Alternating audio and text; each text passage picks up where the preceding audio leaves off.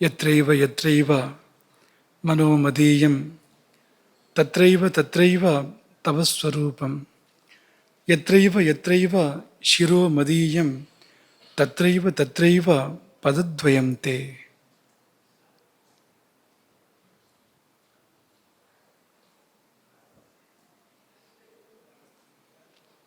ಅನ್ನಪೂರ್ಣೆ ಸದಾ ಪೂರ್ಣೆ ಶಂಕರ ಪ್ರಾಣವಲ್ಲಭೆ ಜ್ಞಾನ ವೈರಾಗ್ಯ ಸಿದ್ಧ್ಯರ್ಥಂ ಭಿಕ್ಷಾಂ ದೇಹಿ ಚ ಪಾರ್ವತಿ.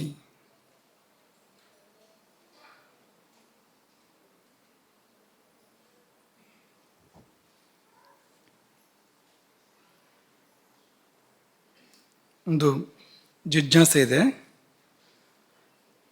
ಭಾರ್ಗವಿ, ಕೊಲ್ಲೂರು.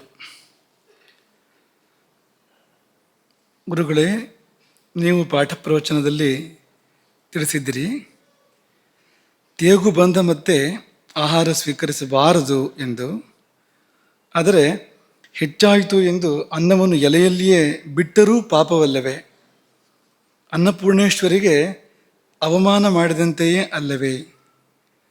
ಆಹಾರ ಹೆಚ್ಚಾದಾಗ ಅದನ್ನು ತಿನ್ನಬೇಕು ಅಥವಾ ಹಾಗೆಯೇ ಬಿಡಬೇಕು ಎಂಬ ಯಕ್ಷ ಪ್ರಶ್ನೆ.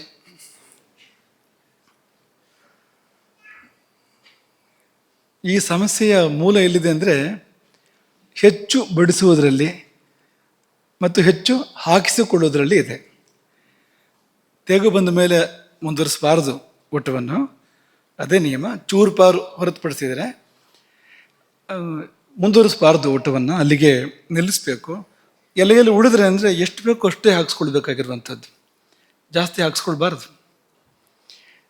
ಅನ್ನವನ್ನು ಚೆಲ್ಲಿದರೂ ಪಾಪವೇ ಇದು. ಅನ್ನಂ ನ ನಿಂದ್ಯಾತ್, ಅನ್ನವನ್ನು ನಿಂದೆ ಒಳಪಡಿಸ್ಬೇಡ. ಯಜ್ಜಾನ್ನಂ ಅವಮಾನಿತಂ, ಹಾಗಾಗಿ ಅನ್ನಕ್ಕೆ ಅವಮಾನ ಆಗಬಾರ್ದು, ಸರಿಯೇ ಇದೆ.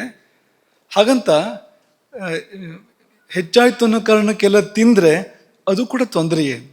ನಾವು ಹೀಗೆ ಮಾತಿಗೆ ಹೇಳೋದುಂಟು, ಬಿಟ್ಟರೆ ವ್ಯರ್ಥ.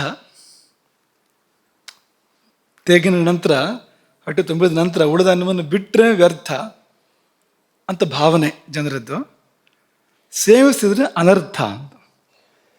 ಬಿಟ್ಟರೆ ವ್ಯರ್ಥ, ಸೇವಿಸಿದರೆ ಅನರ್ಥ ಅಂತ. ಎರಡರಲ್ಲಿ ಯಾವುದನ್ನು ಆರಿಸ್ಕೊಳ್ತೀರಿ? ಆಲೋಚನೆ ಮಾಡಿ. ಬಿಟ್ಟರೆ ವ್ಯರ್ಥ ಅನ್ನೋದು ಪರಿಪೂರ್ಣವಾಗಿ ವ್ಯರ್ಥ ಅಲ್ಲ ಬಿಟ್ಟರೆ. ಯಾಕೆಂದರೆ ನಮ್ಮ ಸುತ್ತಮುತ್ತ, ಮನೆ ಸುತ್ತಮುತ್ತ ಪ್ರಾಣಿ ಪಶು ಪಕ್ಷಿಗಳಿರ್ತವೆ, ಕ್ರಿಮಿಕೀಟಗಳಿರ್ತವೆ, ಅವರಿಗೆ ಸಲ್ಲಬೇಕು. ಅವೆಲ್ಲ ಯಾವುದೋ ಜನ್ಮದ ಒಡನಾಡಿಗಳು, ನಮ್ಮ ಒಡನಾಡಿಗಳು. ಹಾಗಾಗಿ ನಮ್ಮ ಸುತ್ತಮುತ್ತ ಬಂದಿರುವಂಥದ್ದು, ಋಣದ ಕಾರಣಕ್ಕೆ ಬಂದಿರುವಂಥದ್ದು, ಅವ್ರಿಗೆ ಸಲ್ಲಬೇಕು. ಹಾಗಾಗಿ ಕೊಂಚ ಕೊಂಚ ಬಿಡಬೇಕು. ಆಹಾರದಲ್ಲಿ ಸ್ವಲ್ಪ ಭಾಗವನ್ನು, ಭಾಳ ಸ್ವಲ್ಪ ಸ್ವಲ್ಪ ಭಾಗವನ್ನು ಬಿಡಬೇಕು ಆ ದೃಷ್ಟಿಯಿಂದ ಅಂತ. ಒಂದು ರಾಶಿ ಬಿಡಬಾರ್ದು, ಒಂದು ರಾಶಿ ಹಾಕ್ಸ್ಕೋಬಾರ್ದು, ಒಂದು ರಾಶಿ ಬಿಡಬಾರ್ದು. ಹಾಗಾಗಿ ಬಿಡಿಸೋರಿಗೂ ಜವಾಬ್ದಾರಿ ಬೇಕು, ಹಾಕಿಸ್ಕೊಳ್ಳೋರಿಗೂ ಕೂಡ ಜವಾಬ್ದಾರಿ ಬೇಕು. ಕೆಲವರು ಒತ್ತಾಯ ಮಾಡಿ ಬಿಡಿಸೋದು, ಅದು ಸರಿ. ಎಲ್ಲಿ ಸರಿ ಅಂದರೆ, ಮನೆಗೆ ಯಾರು ಬಂದಾಗ ಅವರಿಗೆ ಸಂಕೋಚ ಇದ್ದರೆ ಆ ಸಂಕೋಚಕ್ಕೆ ತಕ್ಕಷ್ಟು ನಿಜವಾಗಷ್ಟು ಬೇಕು, ಆದರೆ ಹಾಕ್ಸ್ಕೊಳ್ತಾ ಇಲ್ಲ ಅವರು. ಅಷ್ಟು ಮಾತ್ರ ಒತ್ತಾಯ ಮಾಡೋಕ್ಕಿರುವಂಥದ್ದು ಹೊರತು ಇದು ಏನಿಲ್ಲ. ಅದು ಯಮಶಿಕ್ಷೆ ಯಮದಂಡ ಎರಡೂ ಆಗುತ್ತೆ ಅಲ್ಲಿ ಅಂತ. ಯಾಕೆಂದರೆ ಅವನ ಪಾಪ ಹೇಳೋ ಹಾಗಿಲ್ಲ, ಹೇಳೋಕ್ಕೂ ಬಿಡೋದಿಲ್ಲ ಅವನನ್ನು. ಹಾಕೋದು ತಿನ್ನೋದು ಒತ್ತಾಯ ಮಾಡೋದು. ಹಾಗೆ ಮಾಡಿದ್ರಿಂದಾಗಿ ಅದು ಪಾಪವೂ ಹೌದು, ಆರೋಗ್ಯಕ್ಕೆ ದೋಷವೂ ಕೂಡ ಹೌದು. ಆ ತರಹ ಮಾಡಬಾರ್ದು. ಇನ್ನು ನಿನ್ನೆಯ ಮೇಲುಕನ ಒಂದು 5-10 ನಿಮಿಷ ಮಾತ್ರ, ತುಂಬ ಜಾಸ್ತಿ ಮಾಡೋಂಥ ಅಭಿಪ್ರಾಯ ಇಲ್ಲ. ನೆನಪಿದೆಯಾ? ನಿನ್ನೆ 2 ಅಂಶಗಳನ್ನು ಹೇಳಿದ್ವು. ನಲಚರಿತ್ರೆ ಪ್ರಾರಂಭ ಮಾಡೋದಕ್ಕಿಂತ ಮುಂಚೆ 2 ಅಂಶ ಹೇಳಿದ್ವು. ಯಾವ್ಯಾವುದಂತೂ ಸುಧನ್ವಾರಿ ಈಗಾಗಲೇ ಹೇಳಿಯಾಗಿದೆ ನಿಮಗೆ. ನಿಮಗೆ ಸುಧನ್ವಾರಿ ತುಂಬ ಉಪಕಾರ ಮಾಡ್ತಾ ಇದ್ದಾರೆ. ಯಾಕೆಂದರೆ ಮೊದಲೇ ನಿಮಗೊಂಚೂರು ಸಿದ್ಧ ಆಗಿರ್ಲಿಕ್ಕೆ ಅನುಕೂಲ ಆಗೋ ಥರ ಮಾಡ್ತಾ ಇದ್ದಾರೆ. ಗುರುವಿನ ಕೆಲಸವೇ ಅವ್ರು ಮಾಡ್ತಾ ಇರುವಂಥದ್ದು. ಬೇರೆಯವರು ಬಂದಿರ್ತಾರೆ, ಅವ್ರಿಗೆ ನಿನ್ನೆ ಏನು ಅಂತ ಗೊತ್ತಿದ್ರೆ ಇವತ್ತಿನ ಪಾಠ ಕೇಳೋಕೆ ಸುಲಭ ಆಗುತ್ತೆ ಅಂತ ಅವ್ರ ಮನಸ್ಸು. ಆದರೆ ನಿಮಗೊಂದು ಸ್ವಲ್ಪ ಸಹಾಯ ಆಗ್ತಾ ಇದೆ ಅದರಲ್ಲಿ. ಇರಲಿ, ತೊಂದರೆ ಇಲ್ಲ. ಆ 2 ಅಂಶ ನಿನ್ನೆ ಹೇಳಿದ್ದು ನಿಮಗೆ ನೆನಪಿದೆ ಅಲ್ವಾ? 2 ಅಂಶಗಳು ಯಾವುದು? ಒಂದು, ಯಾವುದೆಲ್ಲ ಸೇರಿ ಆಹಾರವನ್ನು ಜೀರ್ಣ ಮಾಡ್ತವೆ ಅನ್ನುವಂಥ 6 ಸಂಗತಿಗಳು ಅಲ್ವಾ? ವಾಯು ಬೇಕು, ಅಗ್ನಿ ಬೇಕು ಅಲ್ವಾ? ನೀರು ಬೇಕು, ಜಿಡ್ಡು ಬೇಕು, ಸ್ನೇಹಾಂಶ ಬೇಕು, ಆಮೇಲೆ ಕಾಲ ಬೇಕು, ಸಮಯೋಗ, ಇವುಗಳ ಸಮತೋಲನ ಬೇಕು. ಇದಿಷ್ಟು ಇದ್ದಾಗ ಆಹಾರ ಜೀರ್ಣ ಆಗುವಂಥದ್ದು. ಹಾಗಾಗಿ ನಾವು ತಗೊಳ್ಳುವಾಗಲೇ ನೋಡಿ ತಗೋಬೇಕು. ಎಷ್ಟೆಷ್ಟು ಬೇಕು ಅಷ್ಟನ್ನು, ಎಣ್ಣೆ ಜಿಡ್ಡು ಇದನ್ನೆಲ್ಲ ಎಷ್ಟೆಷ್ಟು ಬೇಕೋ ಅಷ್ಟು ನೋಡೇ ತಗೊಳ್ಬೇಕಾದ್ರೆ ಪ್ರಮಾಣಕ್ಕೆ ಹೆಚ್ಚು ಕಡಿಮೆ ಆಗದೇ ಇರೋ ಹಾಗೆ ವಾಯು ಅಗ್ನಿಯನ್ನು ಸರಿಯಾಗಿ ಇಟ್ಕೋಬೇಕು. ಅಷ್ಟು ಕಾಲ ಕೊಡಬೇಕು. ಜೀರ್ಣ ಹೋಗಕ್ಕೆ ಎಷ್ಟು ಕಾಲ ಬೇಕು ಅಷ್ಟು ಕಾಲ ಕೊಡಬೇಕು. ಮಧ್ಯೆ ಮಧ್ಯೆ ಏನಾದ್ರು ಬಾಯಿ ಹಾಕೋಬಾರ್ದು. ಹೀಗೆಲ್ಲ ಮಾಡಿದರೆ ಚೆನ್ನಾಗಿ ಜೀರ್ಣ ಆಗುತ್ತೆ ಅನ್ನೋ ಭಾಗ ಒಂದು. ಇನ್ನೊಂದು, ಹೊಟ್ಟೆಯೊಳಗೊಂದು ಅಡುಗೆ ಮನೆ, ಅಲ್ಲಿ ಮುಬ್ಬಗೆಯ ಪಾಕಗಳು.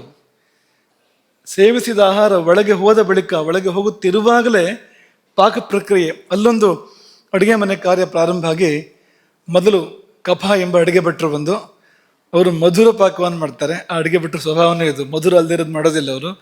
ಹಾಗಾಗಿ ಕಫ ಎಂಬ ಅಡುಗೆ ಭಟ್ರು ಮಧುರ ಪಾಕವನ್ನು ಮೊದಲು 1 ಗಂಟೆ 20 ನಿಮಿಷ ಅಥವಾ 1-1.5 ಗಂಟೆಗಳ ಕಾಲ ಅವರ ರಾಜ್ಯಭಾರ. ಅವರು ಹೋಗಿ ಪಿತ್ತ ಎಂಬ ಅಡುಗೆ ಭಟ್ರು ಬರ್ತಾರೆ. ಆಮೇಲೆ ಅವರು ಎಲ್ಲ ಹುಳಿ ಮಾಡ್ತಾರೆ, ನಿಂಬೆ ಹುಳಿ ಹಿಂಡ್ತಾರೆ, ಎಲ್ಲದಕ್ಕೂ ಹುಣಸೆ ಹಣ್ಣು ಹಾಕಿ ಪೂರ್ತಿ ಹುಳಿ ಆಗುತ್ತೆ. ಅಷ್ಟೊತ್ತಿಗದು ಆಹಾರ ಅಲ್ಲಿಂದ ಕೆಳಗೆ ಬರೋಕ್ಕೆ ಶುರುವಾಗುತ್ತೆ. ಆಮಾಶಯದಿಂದ ಪಕ್ವಾಶಯದ ಕಡೆಗೆ ಪಿತ್ತ ಬಂದಾಗ ಎಲ್ಲ ಪಕ್ವ ಆಗುತ್ತಲ್ವಾ. ಆಮೇಲೆ ಬರ್ತಾರೆ ನೋಡಿ, ಯಾರು? ವಾತಭಟ್ರು ಅಂತ ಆಮೇಲೆ ಬರೋದು ಅಂತ. ಈ ವಾತಭಟ್ರು ಪೂರ್ತಿ ಮೆಣಸಿನಕಾಯಿ ಹಾಕಿ ಖಾರ ಮಾಡಿಟ್ಬಿಡ್ತಾರೆ. ಹಾಗೆ ಆ ಅಡುಗೆ ಕೊನೆಯ ಭಾಗ ಏನು ಅಂದರೆ ಕಟುಪಾಕ, ಕೊಟ್ಟ ಕೊನೆ ಇದು ಹೀಗಾಗತ್ತೆ. ಹಾಗಾಗಿ ಇದು 3 ನಡೆಯುತ್ತೆ. ನಮ್ಮ ಹೊಟ್ಟೆಯಲ್ಲಿ ನಡೀತಾನೆ ಇರುತ್ತೆ ಪ್ರತಿನಿತ್ಯವೂ ಕೂಡ. 3 ಸಮಯಗಳು, ಊಟದ ನಂತರ ಜೀರ್ಣ ಆಗೋದಕ್ಕಿರೋ ಸಮಯದ 3 ಭಾಗ ಮಾಡಿದರೆ ಕಫಕಾಲ, ಪಿತ್ತಕಾಲ, ವಾತಕಾಲ, ಮಧುರ ಪಾಕ, ಅಮ್ಲಪಾಕ, ಕಟುಪಾಕ. ಈ ಮುಬ್ಬಗೆಯ ಪಾಕಗಳು ನಮ್ಮೊಳಗೆ ಏರ್ಪಡ್ತವೆ. ಅದರಲ್ಲಿ ಮಧುರ ಪಾಕವಿರುವಾಗಲೇ ಮಲಗಿ ನಿದ್ದೆ ಮಾಡಬೇಕು. ರಾತ್ರಿಗಿರೋದಿದು, ಹಗಲು ನಿದ್ದೆ ಮಾಡಿಕೊಡೋದು. ರಾತ್ರಿ ಊಟವಾದ ಬಳಿಕ ಮಧುರ ಪಾಕ ನಡೀತಾ ಇರೋ ಹೊತ್ತಿನಲ್ಲಿ ಸುಮಾರು 1-1.5 ಗಂಟೆ ಸಮಯ ನಮಗೆ ನಮ್ಮ ಜೀರ್ಣಶಕ್ತಿಗೆ ತಕ್ಕಂತೆ ಒಟ್ಟು ಹೊತ್ತು ಎಷ್ಟು ಬೇಕು ಜೀರ್ಣ ಆಗೋದಕ್ಕೆ, ಅದರ 1/3 ಪಾಲಿನಷ್ಟು ಹೊತ್ತಿನ ಒಳಗೆ ನಾವು ಮಲಗಬೇಕು. ಕೂಡಲೇ ಅಲ್ಲ, ಊಟ ಆದ ಕೂಡಲೇ ಅಲ್ಲ, ಒಂದು ಸ್ವಲ್ಪ ಹೊತ್ತು ಬಿಟ್ಟು. ಅದು ಕಫವೃದ್ಧಿ ಅಂತ ನಾನು ಹೇಳಿದ್ವು ಅಲ್ವಾ. 4 ರೀತಿಯಿಂದ ಕಫ ನಮ್ಮನ್ನು ಆವರಿಸುತ್ತೆ ಹೀಗೆ ಮಾಡಿದರೆ ಎಂಬುದಾಗಿ ನಾನು ಹೇಳಿದ್ವು. ಪೂರ್ವರಾತ್ರ ಅದು ಕಫಕಾಲ, ಆಹಾರ ತಗೊಂಡ್ರೆ ಕಫವೃದ್ಧಿ. ಆಮೇಲೆ ಒಳಗೆ ಆ ಜೀರ್ಣ ಪ್ರಕ್ರಿಯೆಯಲ್ಲಿ ಕಫಕಾಲ ನಡೀತಾ ಇದೆ. ಜೀರ್ಣ ಪ್ರಕ್ರಿಯೆಯನ್ನು 3 ಭಾಗ ಮಾಡಿದರೆ ಕಫಕಾಲ ನಡೀತಾ ಇದೆ, ಅದು ಕೂಡ ಅದುವೇ. ಮತ್ತೆ ನಿದ್ದೆ, ಅದು ಕಫವೃದ್ಧಿಯನ್ನೇ ಮಾಡುವಂಥದ್ದು. ಇಷ್ಟೂ ಸೇರಿದಾಗ ಪೂರ್ಣ ವಿಶ್ರಾಂತಿ. ಯಾಕೆಂದರೆ ಕಫವೇ ನಮಗೆ ವಿಶ್ರಾಂತಿಯನ್ನು ಕೊಡುವಂಥದ್ದು. ಕಫ ಅಂದರೆ ಈ ತುಪ್ಪ ಕಫ ಅಂತ ಅನ್ಕೋಬೇಡಿ, ಅದಲ್ಲ.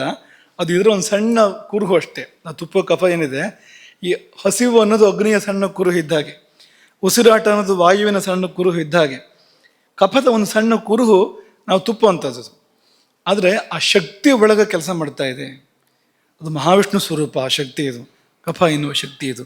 ಅದು ನಮ್ಮೊಳಗೆ ಕೆಲಸ ಮಾಡ್ತಾ ಇದೆ. ಬೇರೆ ಬೇರೆ ಬಗೆಯ ಪ್ರಕ್ರಿಯೆಗಳನ್ನು ಅದು ನಡೆಸ್ತಾ ಇದೆ. ಅದು ನಿದ್ದೆ ಅದರಿಂದ ಅಂತ. ಇದರ ಬಗ್ಗೆ ಒಂದು ಮಾಹಿತಿಯನ್ನು ಹೇಳಿ ನಾವು ಮುಂದಕ್ಕೆ ಹೋಗೋಣ. ನಿನ್ನೆ ಹೇಳಿದ್ದಕ್ಕೆ ಅದು ಚೂರುಪೂರ್ವಕವಾಗಿ ಸೂತ್ರ, ಅದೊಂದು ಸೂತ್ರದ ಹಾಗಿದೆ. ವಯೋಹೋ ರಾತ್ರಿ ಭುಕ್ತಾನಾಂ ತೇಂತ ಮಧ್ಯಾದಿಗ ಕ್ರಮಾತ್. ಗೊತ್ತಿದೆಯಾ? ಅದೇ, ಅದರಲ್ಲಿ ಏನಂದರೆ ಸಾಮಾನ್ಯವಾಗಿ ಎಲ್ಲವೂ 3 ಭಾಗ ಆಗುತ್ತೆ ಜೀವನದಲ್ಲಿ. ಮೊದಲನೇ ಭಾಗ ಕಫ ಇರುತ್ತೆ, 2ನೇ ಭಾಗ ಪಿತ್ತ ಇರುತ್ತೆ, 3ನೇ ಭಾಗ ವಾತ ಇರುತ್ತೆ. ಬಾಲ್ಯ ಅನ್ನೋದು ಕಫ ಅಲ್ವಾ. ಮಗು ಮೃದುವಾಗಿರುತ್ತೆ, ಮುಟ್ಟಿದ್ರು ಕೂಡ ಅದು ಕಫ, ಅದು ಅಲ್ವಾ.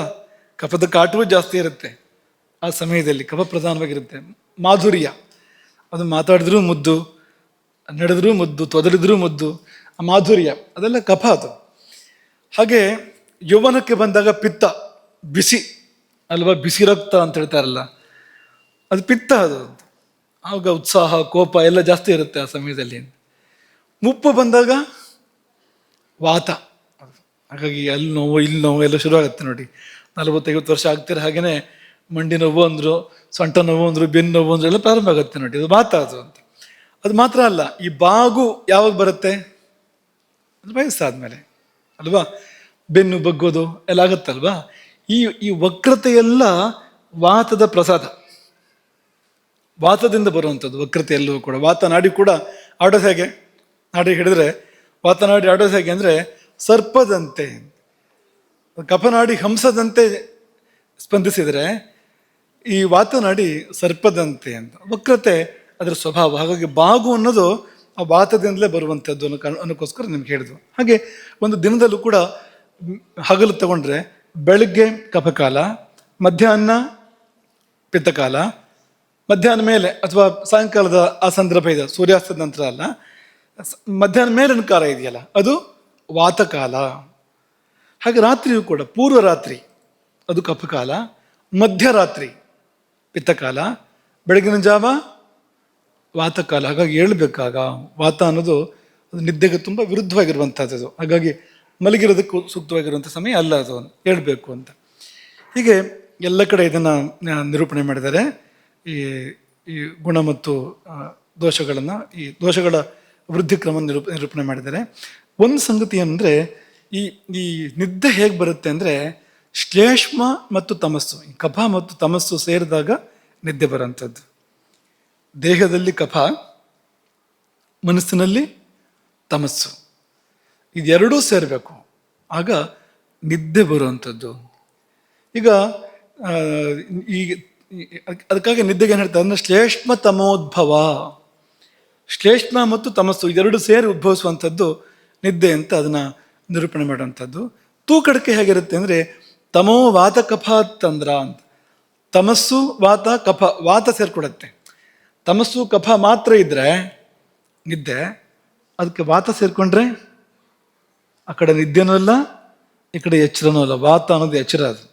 ಹಾಗಾಗಿ ಆ ಕಡೆ ನಿದ್ದೆನೂ ಅಲ್ಲ, ಈ ಕಡೆ ಎಚ್ಚರನೂ ಅಲ್ಲ. ಅಂಥದ್ದೊಂದು ಮಧ್ಯದ ಸ್ಥಿತಿ ಏರ್ಪಡುತ್ತೆ, ಅದು ತೂಕಡಿಕೆ.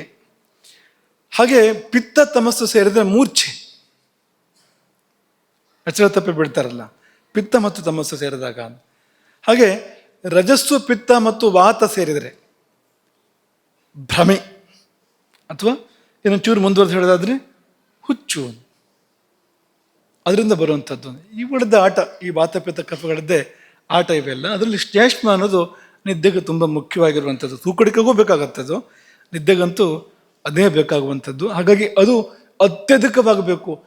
ಕಾಲದಲ್ಲೂ ಅದೇ, ಅವಸ್ಥೆಯಲ್ಲಿ, ಊಟದ ಅವಸ್ಥೆಯಲ್ಲಿ ಕೂಡ ಅದೇ, ಆಹಾರ ಸೇವನೆಯಿಂದ ಅದೇ ಬರುವಂಥ, ನಿದ್ದೆಯಿಂದ ಅದೇ ಬರುವ, ಹೀಗೆ ನಾಲ್ಕೂ ಕಡೆಯಿಂದ ಕಫ ಬಂದು ನಮ್ಮನ್ನು ಆವರಿಸೋದಕ್ಕೆ ಸಂದರ್ಭ. ತಮಸ್ಸು ರಾತ್ರಿ ಅಲ್ವಾ, ಕತ್ತಲೆ ಇದೆ, ತಮೋ ಗುಣದ ಆಧಿಕ್ಯ ಇದೆ. ಯಾಕೆ ಆ ಹೊತ್ತನ್ನು ಹೇಳಿದ್ದಾರೆ ನಿದ್ದೆಗೆ ಅಂದರೆ ಪೂರ್ವ ರಾತ್ರ ಅಥವಾ ರಾತ್ರಿಯ ಮೊದಲ ಭಾಗ ಅನ್ನುವಂಥದ್ದು ಕಫದ ಪ್ರಾಧಾನ್ಯ ಇರತಕ್ಕಂಥದ್ದು. ಪ್ರಕೃತಿಯಲ್ಲಿ ತಮೋ ಗುಣ ಇದೆ, ಕತ್ತಲೂ ಇದೆ, ತಮೋ ಗುಣ ಇದೆ. ಹಾಗಾಗಿ ಇಲ್ಲಿ ಈ ಕಫಧಾತುವಿನ ಪ್ರಾಧಾನ್ಯ, ಪ್ರಕೃತಿಯಲ್ಲಿ ತಮೋ ಗುಣದ ಪ್ರಾಧಾನ್ಯ ಸೇರಿದಾಗ ನಿದ್ದೆ. ಆವಾಗ ಎಚ್ಚರ ಇರೋನು ಅವನಿಗೆ ಬುದ್ಧಿ ಇಲ್ಲ ಅಂತ ಹೇಳಿದ್ರೆ ಬೇಜಾರಾಗುತ್ತೆ ತುಂಬ ಜನರಿಗೆ, ಆದರೆ ಬುದ್ಧಿ ಇಲ್ಲ. ಇಷ್ಟು ನಿನ್ನೆಯ ಶೇಷ. ಈಗ ಕಥೆಯನ್ನು ಮುಂದುವರಿಸೋಣ. ನಳಚರಿತ್ರೆಯನ್ನು ನಿಮಗೆಲ್ಲ ಗೊತ್ತಿರೋ ಕಥೆಯನ್ನೇ ನಾವು ಪುನಃ ಹೇಳ್ತಿರೋಂಥದ್ದು. ಆ ಸಂದರ್ಭ ಮಾತ್ರ ಹೇಳಿದ್ರು ಸಾಕಿತ್ತು, ಆದರೆ ಬರೀ ಆ ಸಂದರ್ಭ ಹೇಳಿದ್ರೆ ಪರಿಣಾಮವೇ ಆಗೋದಿಲ್ಲ. ಹಿಂದೆ ಮುಂದೆ ಹೇಳದೇ ಇದ್ದರೆ ಪರಿಣಾಮವೇ ಆಗೋದಿಲ್ಲ. ಹಾಗಾಗಿ ಆ ಪೂರ್ವ ಪೀಠಿಕೆಯನ್ನು ಹೇಳಿದ್ವು. ಇದನ್ನು ಪ್ರಾರಂಭ ಮಾಡುವಾಗ ಒಂದು ಜ್ಯೋತಿಷದ ಒಂದು ಸಂಗತಿ ನೆನಪು ಮಾಡಿ ಪ್ರಾರಂಭ ಮಾಡ್ತೇವೆ. 5 ಗ್ರಹಗಳ ಉಚ್ಚಾವಸ್ಥೆ ಇದ್ದರೆ ಅವನು ಮಹಾಪುರುಷನಾಗ್ತಾನೆ ಅಲ್ವಾ. ಜಾತಕದಲ್ಲಿ 5 ಗ್ರಹಗಳ ಉಚ್ಚಾವಸ್ಥೆ ಇದ್ದಾಗ ಅವನು ಮಹಾಪುರುಷನಾಗ್ತಾನೆ. ಆದರೆ ಅವನಿಗೆ ಕಷ್ಟ ಬಂದೇ ಬರುತ್ತೆ, ಕಷ್ಟ ಬಂದೇ ಬರುತ್ತೆ ಅವನಿಗೆ. ಯಾಕೆ ಬಂದೇ ಬರುತ್ತೆ ಅಂದರೆ ಈ 5 ಗ್ರಹಗಳ ಉಚ್ಚಸ್ಥಿತಿ ಹೇಗೆ ಮಹಾಪುರುಷತ್ವವನ್ನು ಕೊಡುತ್ತೋ, ಈ 5 ಗ್ರಹಗಳ ಉಚ್ಚರಾದಾಗ ಅವರು ಅನಿವಾರ್ಯವಾಗಿ ಒಬ್ಬರನ್ನೊಬ್ಬರು ನೋಡಲೇಬೇಕಾಗತ್ತೆ. ಪಂಚಗ್ರಹಗಳ ಉಚ್ಚಾವಸ್ಥೆ ಇದ್ದಾಗ ಈ ಉಚ್ಚ ಗ್ರಹಗಳು ಒಂದನ್ನು ನೋಡೋದು ಅನಿವಾರ್ಯ ಆಗುತ್ತೆ. ಈಗ ಗುರು ಕರ್ಕದಲ್ಲಿ ಬರಬೇಕು ಉಚ್ಚನಾಗುವಾಗ, ಕುಜ ಮಕರದಲ್ಲಿ ಬರಬೇಕು, ಇಬ್ಬರು ಪರಸ್ಪರ ನೋಡ್ತಾರೆ. ಈ ರವಿ ಶನಿಗಳು ಉಚ್ಚರ ಆದರೆ ರವಿ ಮೇಷದಲ್ಲಿ ಇರ್ತಾನೆ, ಶನಿ ತುಲಾದಲ್ಲಿ ಇರ್ತಾನೆ, ಪರಸ್ಪರ ಇಬ್ಬರು ನೋಡಿ ನೋಡ್ತಾರೆ ಆ ಸಮಯದಲ್ಲಿ. ಈ ಉಚ್ಚಗಂ ದೃಷ್ಟ ನಿಶ್ಚಿತಂ ಭೈಕ್ಷ್ಯಮಾಚರೇತ್. ಉಚ್ಚಗ್ರಹ ಮತ್ತೊಬ್ಬ ಉಚ್ಚಗ್ರಹನ ನೋಡಿಬಿಟ್ರೆ ಪರಸ್ಪರ ನೋಡಿಕೊಂಡ್ರೆ ಅವರು ನೋಡಿದ್ರೆ ಸಾಕು, ಒಬ್ಬ ಮತ್ತೊಬ್ಬನ ನೋಡಿದ್ರೆ ಸಾಕು, ಪರಸ್ಪರ ನೋಡ್ಕೊಂಡ್ರಂತೂ ನಿಶ್ಚಯವಾಗಿಯೂ ಅವನು ಭಿಕ್ಷೆ ಎತ್ತುತ್ತಾನೆ. ಭಿಕ್ಷೆ ಎತ್ತುತ್ತಾನೆ ಅಂದ್ರೆ ಏನು? ಏನಿಲ್ಲದ ಸ್ಥಿತಿ ಬರುತ್ತೆ ಅವನಿಗೆ, ಜೀವನದಲ್ಲಿ ಏನೂ ಇಲ್ಲದಿರೋ ಸ್ಥಿತಿ ಬರುತ್ತೆ. ಈ ನರನ ವ್ಯಕ್ತಿತ್ವ ನೋಡಿದಾಗ ಖಂಡಿತವಾಗಿ ಅವನಿಗೆ ಪಂಚಗ್ರಹಗಳ ಉಚ್ಚಾವಸ್ಥೆ ಇರಬೇಕು ಅಂತ ಅನ್ಸುತ್ತೆ. ಯಾಕಂದ್ರೆ ಅಂಥ ಒಂದು ಅತ್ಯದ್ಭುತವಾದ ಯುಗಕ್ಕೊಂದು ಎನ್ನುವಂಥ ವ್ಯಕ್ತಿತ್ವ ಅದು ನಲನದ್ದು. ಹಾಗಾಗಿ ಜಾತಕ ನೋಡಬೇಕು ಅಂತಿಲ್ಲ. ಈಗ ಜಾತಕ ನೋಡಿ ಹೇಗೆ ಫಲ ಹೇಳ್ಬೋದೋ, ಫಲ ನೋಡಿ ಜಾತಕನೂ ಹೇಳ್ಬೋದು ಹಾಗೆ. ಹಾಗಾಗಿ ನಲನನ್ನು ನೋಡಿದರೆ ಅವನ ಜಾತಕವನ್ನು ಅಂದಾಜು ಮಾಡ್ಬೋದು. ಇದು ಪಂಚಗ್ರಹಗಳ ಉಚ್ಚ ಸ್ಥಿತಿಯ ಜಾತಕ ಅಂತ ಅಂದಾಜು ಮಾಡ್ಬೋದು. ಪಕ್ಕದಲ್ಲಿಯೇ ಅವನ ಜೀವನದಲ್ಲಿ ಬಂದ ಸ್ಥಿತಿ ಇದೆಯಲ್ಲ, ಏನು ಸ್ಥಿತಿ ಅಂದರೆ ಎಲ್ಲವನ್ನೂ ಕಳ್ಕೊಳ್ತಾನೆ. ರಾಜ್ಯವನ್ನು ಕಳ್ಕೊಳ್ತಾನೆ, ಇಷ್ಟ ಮಿತ್ರ ಬಂಧುಗಳ ಒಂದು ಸಂಯೋಗ ಅದನ್ನು ಕಳ್ಕೊಳ್ತಾನೆ. ಹೊಟ್ಟೆಗೇನಿಲ್ಲ, ಹಸಿವು, ಕಾಡಿನೆಲ್ಲ ಅಲಿತಾನೆ. ಉಟ್ಟ ಬಟ್ಟೆಯನ್ನು ಕೂಡ ಪಕ್ಷಿಗಳು ಕದ್ಕೊಂಡು ಹೋಗ್ತವೆ, ಮಾಯಾ ಪಕ್ಷಿಗಳು ಉಟ್ಟ ಬಟ್ಟೆಯನ್ನು ಕೂಡ ಅಪಹರಣ ಮಾಡ್ಕೊಂಡು ಹೋಗ್ತವೆ. ಹೆಂಡತಿಯನ್ನು ಕಳ್ಕೊಳ್ತಾನೆ ಅದೇ ಸ್ಥಿತಿಯಲ್ಲಿ, ಅವನಾಗೆ ಕಳ್ಕೊಳ್ತಾನೆ ಹೆಂಡತಿಯನ್ನು ಕೂಡ. ಕಲಿಪ್ರಭಾವ ಅಲ್ಲಿಗೆ ಪೂರ್ತಿ ಸೊನ್ನೆ ಆಯಿತು ಅಂತ, ಏನು ಉಳಿಲಿಲ್ಲ ಅಂತ. ಹುಟ್ಟುವಾಗ ಹೇಗೆ ಬಂದಿದ್ನೋ ಹಾಗೆ ಅಂತ. ಅಂತ ಒಂದು ಸ್ಥಿತಿಯ ನೋಡಿ ಆಯ್ತು. ಒಂದು ರೂಪ ಹೊಂದಿತ್ತು ಅವನಿಗೊಂದು. ನಲ ಎಲ್ಲಿ ಹೋದ್ರೂ ಕೂಡ ಜನ ಗುರುತಿಸ್ತಾ ಇದ್ರು, ಅಂತ ರೂಪ ಇತ್ತು, ಅದು ಹೋಯ್ತು. ಅಂದ್ರೆ ಎಲ್ಲವನ್ನೂ ಕಳ್ಕೊಳ್ಳೋದು ಅನ್ನೋದಕ್ಕೆ ನಲನಿಗಿಂತ ದೊಡ್ಡ ದೃಷ್ಟಾಂತವೇ ಬೇರೆ ಇಲ್ಲ. ರಾಮನು ಕಳ್ಕೊಂಡಿದ್ದಾನೆ, ಇಷ್ಟಲ್ಲ, ನಲನಷ್ಟಲ್ಲ. ಉಟ್ಟ ಬಟ್ಟೆ ಕಳ್ಕೊಳ್ಳೋ ಪ್ರಮೇಯ ಬರಲಿಲ್ಲ ರಾಮನಿಗೆ, ಅಥವಾ ರೂಪ ಪರಿವರ್ತನೆ ಆಗಲಿಲ್ಲ ರಾಮನದ್ದು. ಕಾರಣ ಅವತಾರ ಪುರುಷ ಅವನು, ಅದು ವ್ಯತ್ಯಾಸ ಆಗೋದೇ ಅಲ್ಲದು. ಅಲ್ಲಿ ಹೇಗೋ ಇಲ್ಲೂ ಹಾಗೆ, ಅದಕ್ಕೆ ಅವತಾರ ಅಂತ ಕರೆಯೋದು. ಅಲ್ಲಿ ಇಲ್ಲಿ ವ್ಯತ್ಯಾಸ ಬರಬಾರದು ಅವತಾರಕ್ಕೆ ಅಂತ. ಹಾಗಾಗಿ ಅಲ್ಲಿ ನಾವು ಅದನ್ನು ಕಾಣೋದಿಲ್ಲ ಅಂತ. ಹೀಗೊಂದು ಪರಿಸ್ಥಿತಿ ನಲನಿಗೆ ಬಂತು ನೋಡಿ. ಆದರೆ ಅಲ್ಲಿಯೇ ಅವರ ಸಾಮರ್ಥ್ಯ ಪ್ರಕಟ ಆಗುವಂಥದ್ದು. ರಾಮನ ಇಡೀ ರಾಮತ್ವ ಪ್ರಕಟ ಆಗಿದ್ದು ಎಲ್ಲಿ ಅಂದರೆ ಈ ವನವಾಸ ಮತ್ತು ಸೀತಾಪಹಾರ ಸಂದರ್ಭ ಇದೆಯಲ್ಲ, ಅಲ್ಲಿ ರಾಮ ಏನು ಅನ್ನೋದು ಜಗತ್ತಿಗೆ ಪ್ರಕಟ ಆಗಿರುವಂಥದ್ದು. ನರಚರಿತ್ರೆ ಕೂಡ ಹಾಗೆ. ಯಾವಾಗ ನರ ಎಲ್ಲವನ್ನು ಕಳ್ಕೊಂಡೋ ಆಗ ಅವನ ಮಹತ್ವ ಏನು, ಅವನೊಳಗಿನ ಅದ್ಭುತ ಶಕ್ತಿಗಳು ಒಂದೊಂದೇ ಪ್ರಕಟ ಆಗಿದ್ದು. ನಿನ್ನೆ ನಾವು ನಿಮ್ಗೆ ಹೇಳಿದ್ವು, ಕಾರ್ಕೋಟಕ ಕಚ್ಚಿಯೂ ಸಾಯಲಿಲ್ಲ ನಳ,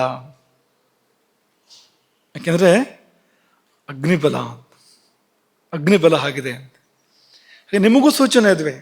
ವಿಷ ಅಂದ್ರೆ ತಿಂದ ಕೂಡಲೇ ನಾವು ಸಾಯುವಂತೆ ಮಾಡುವಂಥದ್ದು ಮಾತ್ರ ವಿಷ ಅಂತಲ್ಲ.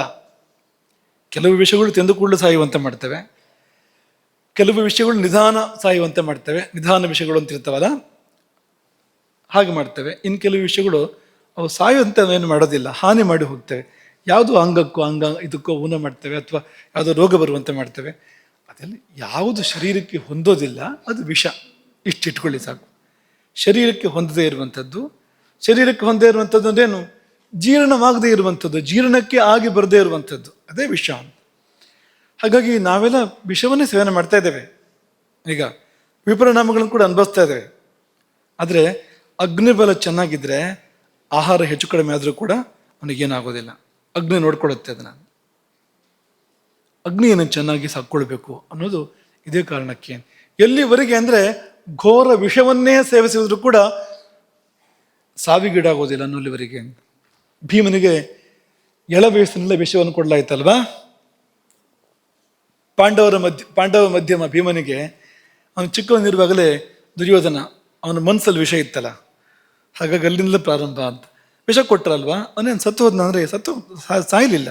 ಯಾಕೆಂದ್ರೆ ವೃಕೋದರ ಅಲ್ವಾ ಅವನು. ಅಗ್ನಿಬಲ ಹೇಗಿದೆ ಅಂದರೆ ಅವನು ಏನು ತಿಂದು ಕೂಡ ಅರಗಿಸಿಕೊಳ್ಬಲ್ಲ ಅಂತ, ಅಷ್ಟಿದೆ ಅಗ್ನಿಬಲ ಅಂತ. ಹಾಗಾಗಿ ಅಗ್ನಿಬಲ ತುಂಬ ಮುಖ್ಯ ಅನ್ನೋದಕ್ಕೆ ಉದಾಹರಣೆಯನ್ನು ಕೊಟ್ಟರು. ನಿನ್ನೆ ಕಥೆ ಎಲ್ಲಿವರೆಗೆ ಬಂದಿತ್ತು ಅಂದರೆ ನಲ ವಿದರ್ಭದವರೆಗೆ, ಕುಂಡಿನಾಪುರದವರೆಗೆ ಬಂದಿದ್ದ. ಅದು ದಮಯಂತಿಯ ತವರು ಮನೆ.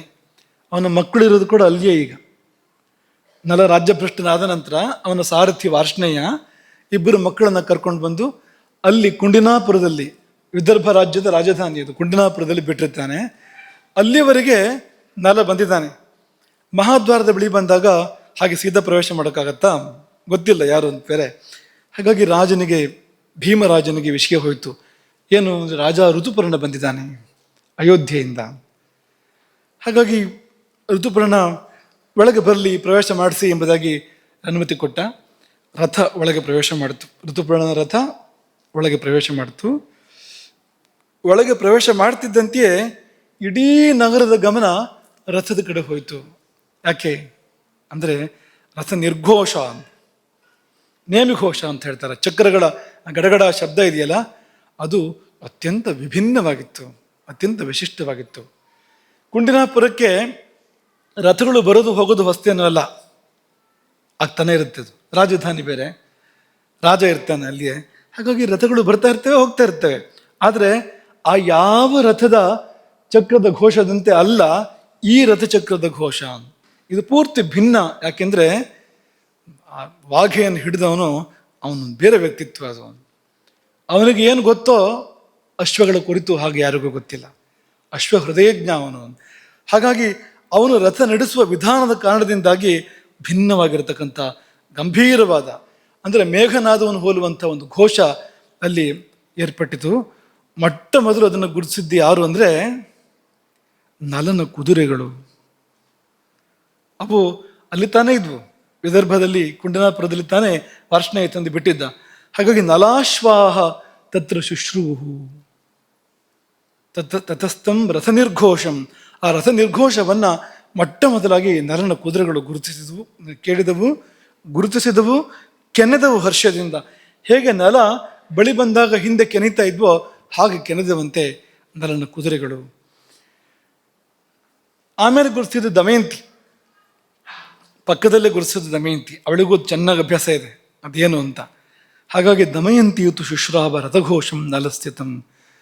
ಮೋಡದ ಸದ್ದಿನಂತೆ ಗಂಭೀರವಾಗಿರ್ತಕ್ಕಂಥ, ಮಳೆಗಾಲದ ಮೋಡದ ಸದ್ದಿನಂತೆ ಇರ್ತಕ್ಕಂಥ ರಥಧ್ವನಿಯನ್ನು ಕೇಳಿದಾಗ ಅವಳಿಗೆ ಕೂಡಲೇ ಮನಸ್ಸಿಗೆ ಬಂದಿದ್ದು ನಲ ಬಂದ ಭಾವನೆ, ಅವಳಿದ್ದು ಹೃದಯದ ಭಾವನೆ. ಸದೃಶಂ ರಥ ನಿರ್ಘೋಷಂ ಮೇನೆ ಭೈಮಿ ತಥಾ ಹಯಾಹ ಅಂಥೇಳಿ ನಲ ಕುದುರೆ ನಡೆಸುವಾಗ ಹೇಗೆ ಬರ್ತಾ ಇದೆಯೋ ಹಾಗಿದೆ ಎಂಬುದಾಗಿ ಆಕೆ ಗುರುತಿಸಿದ್ಲು. ಆಮೇಲೆ ಅರಮನೆಯ ನವಿಲುಗಳು,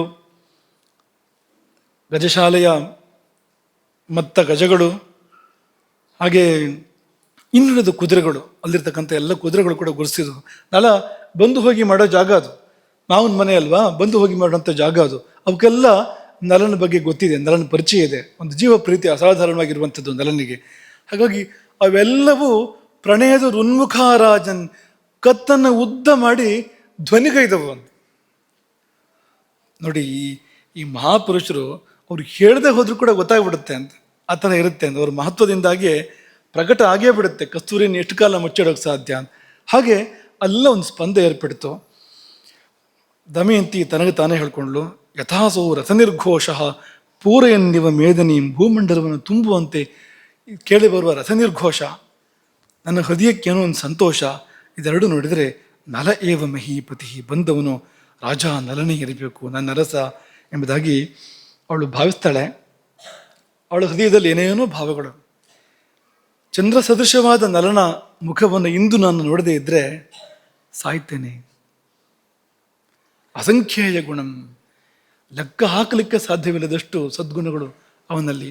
ಅವನನ್ನು ಕಾಣದಿದ್ದರೆ ಸಾಯ್ತೇನೆ. ನ ಸಂಶಯ ವಿನಂಕ್ಷ್ಯಾಮಿ ನ ಸಂಶಯ. ಇಂದು ಅವನ ಸ್ಪರ್ಶ ಸುಖ ನನಗೆ ಸಿಗದೇ ಇದ್ರೆ, ಇಂದು ನನ್ನೆಡೆಗೆ ಅವನು ನಡೆದು ಬರದೇ ಇದ್ರೆ, ನಲ ಹೇಗೆ ಅಂದರೆ ಮಹಾಸಿಂಹದಂತೆ ಅವನ ನಡಿಗೆ, ಅಥವಾ ಮದಿಸಿದ ಗಜದಂತೆ ಅವನ ನಡಿಗೆ. ಅಂಥ ನಡಿಗೆಯಲ್ಲಿ ನನ್ನಡೆಗೆ ಅವನು ನಡೆದು ಬರದೇ ಇದ್ದರೆ ಪ್ರವೇಕ್ಷಾಮಿ ಹುತಾಶನಂ, ಅಗ್ನಿ ಪ್ರವೇಶ ಮಾಡ್ತೇನೆ. ಹೀಗೆಲ್ಲ ತನಗೆ ತಾನೇ ಹೇಳ್ಕೊಳ್ತಾಳೆ. ಅವನ ಗುಣಗಳನ್ನು ಸ್ಮರಣೆ ಮಾಡ್ಕೊಳ್ತಾಳೆ. ಒಂದು ಸುಳ್ಳು ಅವನು ಹೇಳಿದ್ದು ನೆನಪಿಲ್ಲ ನನಗೆ. ಎಷ್ಟು ವರ್ಷದ ದಾಂಪತ್ಯದಲ್ಲಿ ನಸ್ಮರಾಮ್ ಎಂದತಂ ಕಿಂಚಿತು, ಒಂದು ಸುಳ್ಳು ಹೇಳಲಿಲ್ಲ. ಕೆಲವರು ಬೇರೆ ಎಲ್ಲೂ ಸುಳ್ಳು ಹೇಳದೇ ಇದ್ರು ಹೆಂಡತಿ ಹತ್ರ ಸುಳ್ಳು ಹೇಳ್ತಾ ಇರ್ತಾರೆ. ಇನ್ನು ಕೆಲವರು ಹೆಂಡತಿ ಹತ್ರ ಮಾತ್ರ ಸತ್ಯ ಹೇಳ್ತಾರೆ, ಬೇರೆ ಕಡೆಲ್ಲ ಸುಳ್ಳು ಹೇಳ್ತಾ ಇರ್ತಾರೆ. ಎರಡು ಥರದ ವರ್ಗ ಸಿಗುತ್ತೆ ನಮಗೆ. ಆದರೆ ಇದು ಹಾಗಲ್ಲ, ಅಲ್ಲೂ ಇಲ್ಲ ಎಲ್ಲೂ ಇಲ್ಲ, ಸುಳ್ಳ ಇಲ್ಲ. ನಸ್ಮರಾಮ್ ಅಪಕಾರತಾಂ, ಅಪಕಾರ ಇಲ್ಲ. ದಮಯಂತಿ ತುಂಬ ಹತ್ತಿರದಿಂದ ನಡೆದನ್ನು ನೋಡಿದವಳು, ಅವನು ಯಾರಿಗೂ ಅಪಕಾರ ಮಾಡಲಿಲ್ಲ. ನಲ ಅಂತ ಅಚ್ಚ ಪರ್ಯುಷಿತಂ ವಾಕ್ಯಂ, ಒಂದು ಪ್ರತಿಜ್ಞೆ ಮಾಡಿದರೆ ಹೀಗೆ ಮಾಡ್ತೇನೆ ಅಂತ ಪ್ರತಿಜ್ಞೆ ಮಾಡಿ ಒಂದು ಸಮಯ ಕೊಟ್ಟರೆ ಆ ವಾಕ್ಯ ಸಮಯವನ್ನು ದಾಟೋದಿಲ್ಲ. ನಾಳೆಯ ಒಳಗೆ, ನಾಳೆಯ ಒಳಗೆ, ಒಂದು ತಿಂಗಳು ಅಂದರೆ ಒಂದು ತಿಂಗಳು. ನಚ ಪರ್ಯುಷಿತಂ ವಾಕ್ಯಂ, ವಾಕ್ಯ ಪರ್ಯುಷಿತ ಅಂದ್ರೆ ಏನು? ಹಳಸಿ ಹೋಗೋದು ಅಂತ. ಹಳಸಿ ಹೋಗೋದು ಯಾವಾಗ? 6 ತಿಂಗಳು ಅಂಥೇಳಿ 6 ತಿಂಗಳು 1 ದಿವಸ ಆದರೆ ವಾಕ್ಯ ಹಳಸಿ ಹೋಯಿತು ಅಂತ ಲೆಕ್ಕ. ಅದು ಅವನ ವಾಕ್ಯ ಯಾವತ್ತೂ ಹಾಗಾಗಲಿಲ್ಲ. ಸ್ವೈರೇಶ್ವಪಿ, ಇದು ಗಂಭೀರವಾದ ವ್ಯವಹಾರಗಳಲ್ಲಿ ಮಾತ್ರ ಅಲ್ಲ, ತಮಾಷೆ ಮಾಡುವಾಗಲೂ ಕೂಡ ಹಾಗೆ ಅಂತ. ವಿನೋದದಲ್ಲಿ ಕೂಡ ಒಂದು ಮಾತಾಡಿದ್ರೆ ಆ ಮಾತನ್ನು ನಡೆಸ್ತಾನವನು, ಅಂಥವನು ಅವನು. ಅಂತಹ ಪ್ರಭು, ಜಗತ್ತಿಗೆ ಅಧಿಕ ಪ್ರಭು ಅವನು, ಜಗತ್ತಿಗೆ ಏಕಛತ್ರಾಧಿಪತಿ.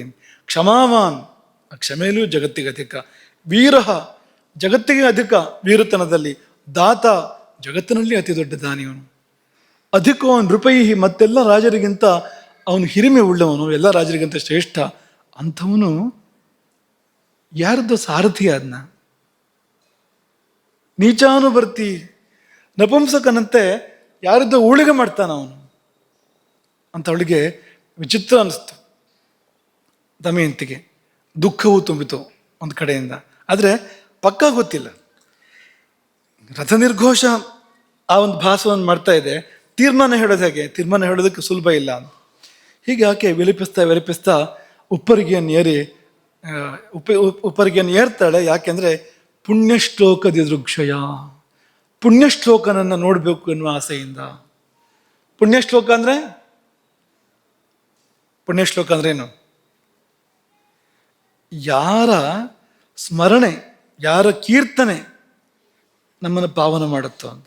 ಯಾರ ಹೆಸರು ಹೇಳಿದ್ರೆ, ಯಾರ ನೆನಪು ಮಾಡಿಕೊಂಡ್ರೆ ನಾವು ಪವಿತ್ರರಾಗ್ತೇವೋ. ಪುಣ್ಯಶ್ಲೋಕೋ ನಲೋ ರಾಜ, ಪುಣ್ಯಶ್ಲೋಕೋ ಯುಧಿಷ್ಠಿರ, ಪುಣ್ಯಶ್ಲೋಕ ಚ ವೈದೇಹಿ, ಪುಣ್ಯಶ್ಲೋಕೋ ಜನಾರ್ದನ. ಇಂಥವರು ನಲೋ ರಾಜ, ರಾಜ ಯುಧಿಷ್ಠಿರ. ನೋಡಿ, ಭೀಮ ಅಲ್ಲ, ಅರ್ಜುನ ಅಲ್ಲ, ನಕುಲ ಸಹದೇವರಲ್ಲ, ಮತ್ತೆ ಯಾರು? ಯುಧಿಷ್ಠಿರ ಅಂತ. ಮಹಾಭಾರತದ ಕಥಾನಾಯಕ ಯಾರು ಅಂದರೆ ಇವರು ಯಾರೂ ಅಲ್ಲ, ಶ್ರೀಕೃಷ್ಣನ ಬಳಿಕ ಯುಧಿಷ್ಠಿರನೇ. ಯಾಕೆಂದ್ರೆ ಅಂಥ ಧರ್ಮಾತ್ಮತ್ವ ಅವನಲ್ಲಿದೆ ಅಂತ. ಹಾಗೆ ಅವನು ಪುಣ್ಯಶ್ಲೋಕ, ಅವನು ನೆನಪು ಮಾಡಿದ್ರೆ ಸಾಕು ಪವಿತ್ರರಾಗ್ತೇವೆ ನಾವು ಅಂತ. ವೈದೇಹಿ, ಸೀತೆ ಅಗ್ನಿಶುದ್ಧೆ ಅವಳು. ಜನಾರ್ದನ ಶ್ರೀಕೃಷ್ಣ, ಇವರ ಸ್ಮರಣೆ ಮಾಡಿದ್ರೆ ಸಾಕು. ಅದು ಶ್ರೀರಾಮ, ಇವರ ಸ್ಮರಣೆ ಮಾಡಿದರೆ ಸಾಕು ನಾವು ಪವಿತ್ರರಾಗ್ತೇವೆ. ಅದವಳಿಗೆ ಗೊತ್ತು. ಹಾಗಾಗಿ ನನ್ನ ಅರಸ ಪುಣ್ಯಶ್ಲೋಕ ಅವನನ್ನು ನೋಡ್ತಾನೆ ಅಂತ ಉಪ್ಪರಿಗೆಯನ್ನು ಏರಿದ್ಲು. ಉಪ್ಪರಿಗೆ ಏರಿದರೆ ರಥದಲ್ಲಿ 3 ಇದ್ದಾರೆ. ರಥಿಕನಾಗಿ ರಾಜ ಋತುಪರ್ಣ ಇದ್ದಾನೆ, ಮತ್ತಿಬ್ಬರಿದ್ದಾರೆ ಅವನನ್ನು ಬಿಟ್ಟು. ಒಬ್ಬ ಬಾಹುಕ, ವಕ್ರ ಶರೀರಿ, ವಿಕಾರ ರೂಪ ಅದು. ಇನ್ನೊಬ್ಬ ವಾರ್ಷ್ಣೇಯ, ಅವಳಿಗೆ ಗೊತ್ತು ದಮಯಂತಿಗೆ, ನಲನ ಸಾರಥ್ಯವನು. ಮೊದಲು ನಲ ಕಾಡಿಗೆ ಹೋದ ಬಳಿಕ ಆತ ಋತುಪರ್ಣನನ್ನು ಆಶ್ರಯಿಸಿದ್ದಾನೆ. ಅಯೋಧ್ಯೆಗೆ ಹೋಗಿ ಋತುಪರ್ಣನ ಸಾರಥಿಯಾಗಿದ್ದಾನೆ ಅವನು. ಹಾಗೆ ಅದವನಿಗೆ, ಆಕೆಗೆ ಗೊತ್ತದು ವಾರ್ಷ್ಣೇಯನನ್ನು. ಈ 3 ಆಕೆ ನೋಡಿದಳು. ನಲ ಕಾಣಿಸಲಿಲ್ಲ, ಅವಳ ನಲ ಕಾಣಿಸ್ಲಿಲ್ಲ ಅಂತ. ಏತನ್ಮಧ್ಯೆ ಋತುಪರ್ಣ ರಥದಿಂದ ಇಳಿದ. ಭೀಮರಾಜನ ಕಡೆಗೆ ಆತ ನಡೆದು ಹೋದ. ಭೀಮ ವಿದರ್ಭಾಧಿಪತಿ ಆತನನ್ನು ಸ್ವೀಕಾರ ಮಾಡಿದ, ಸ್ವಾಗತ ಮಾಡಿದ, ಅವನಿಗೆ ಸತ್ಕಾರ ಮಾಡಿದ.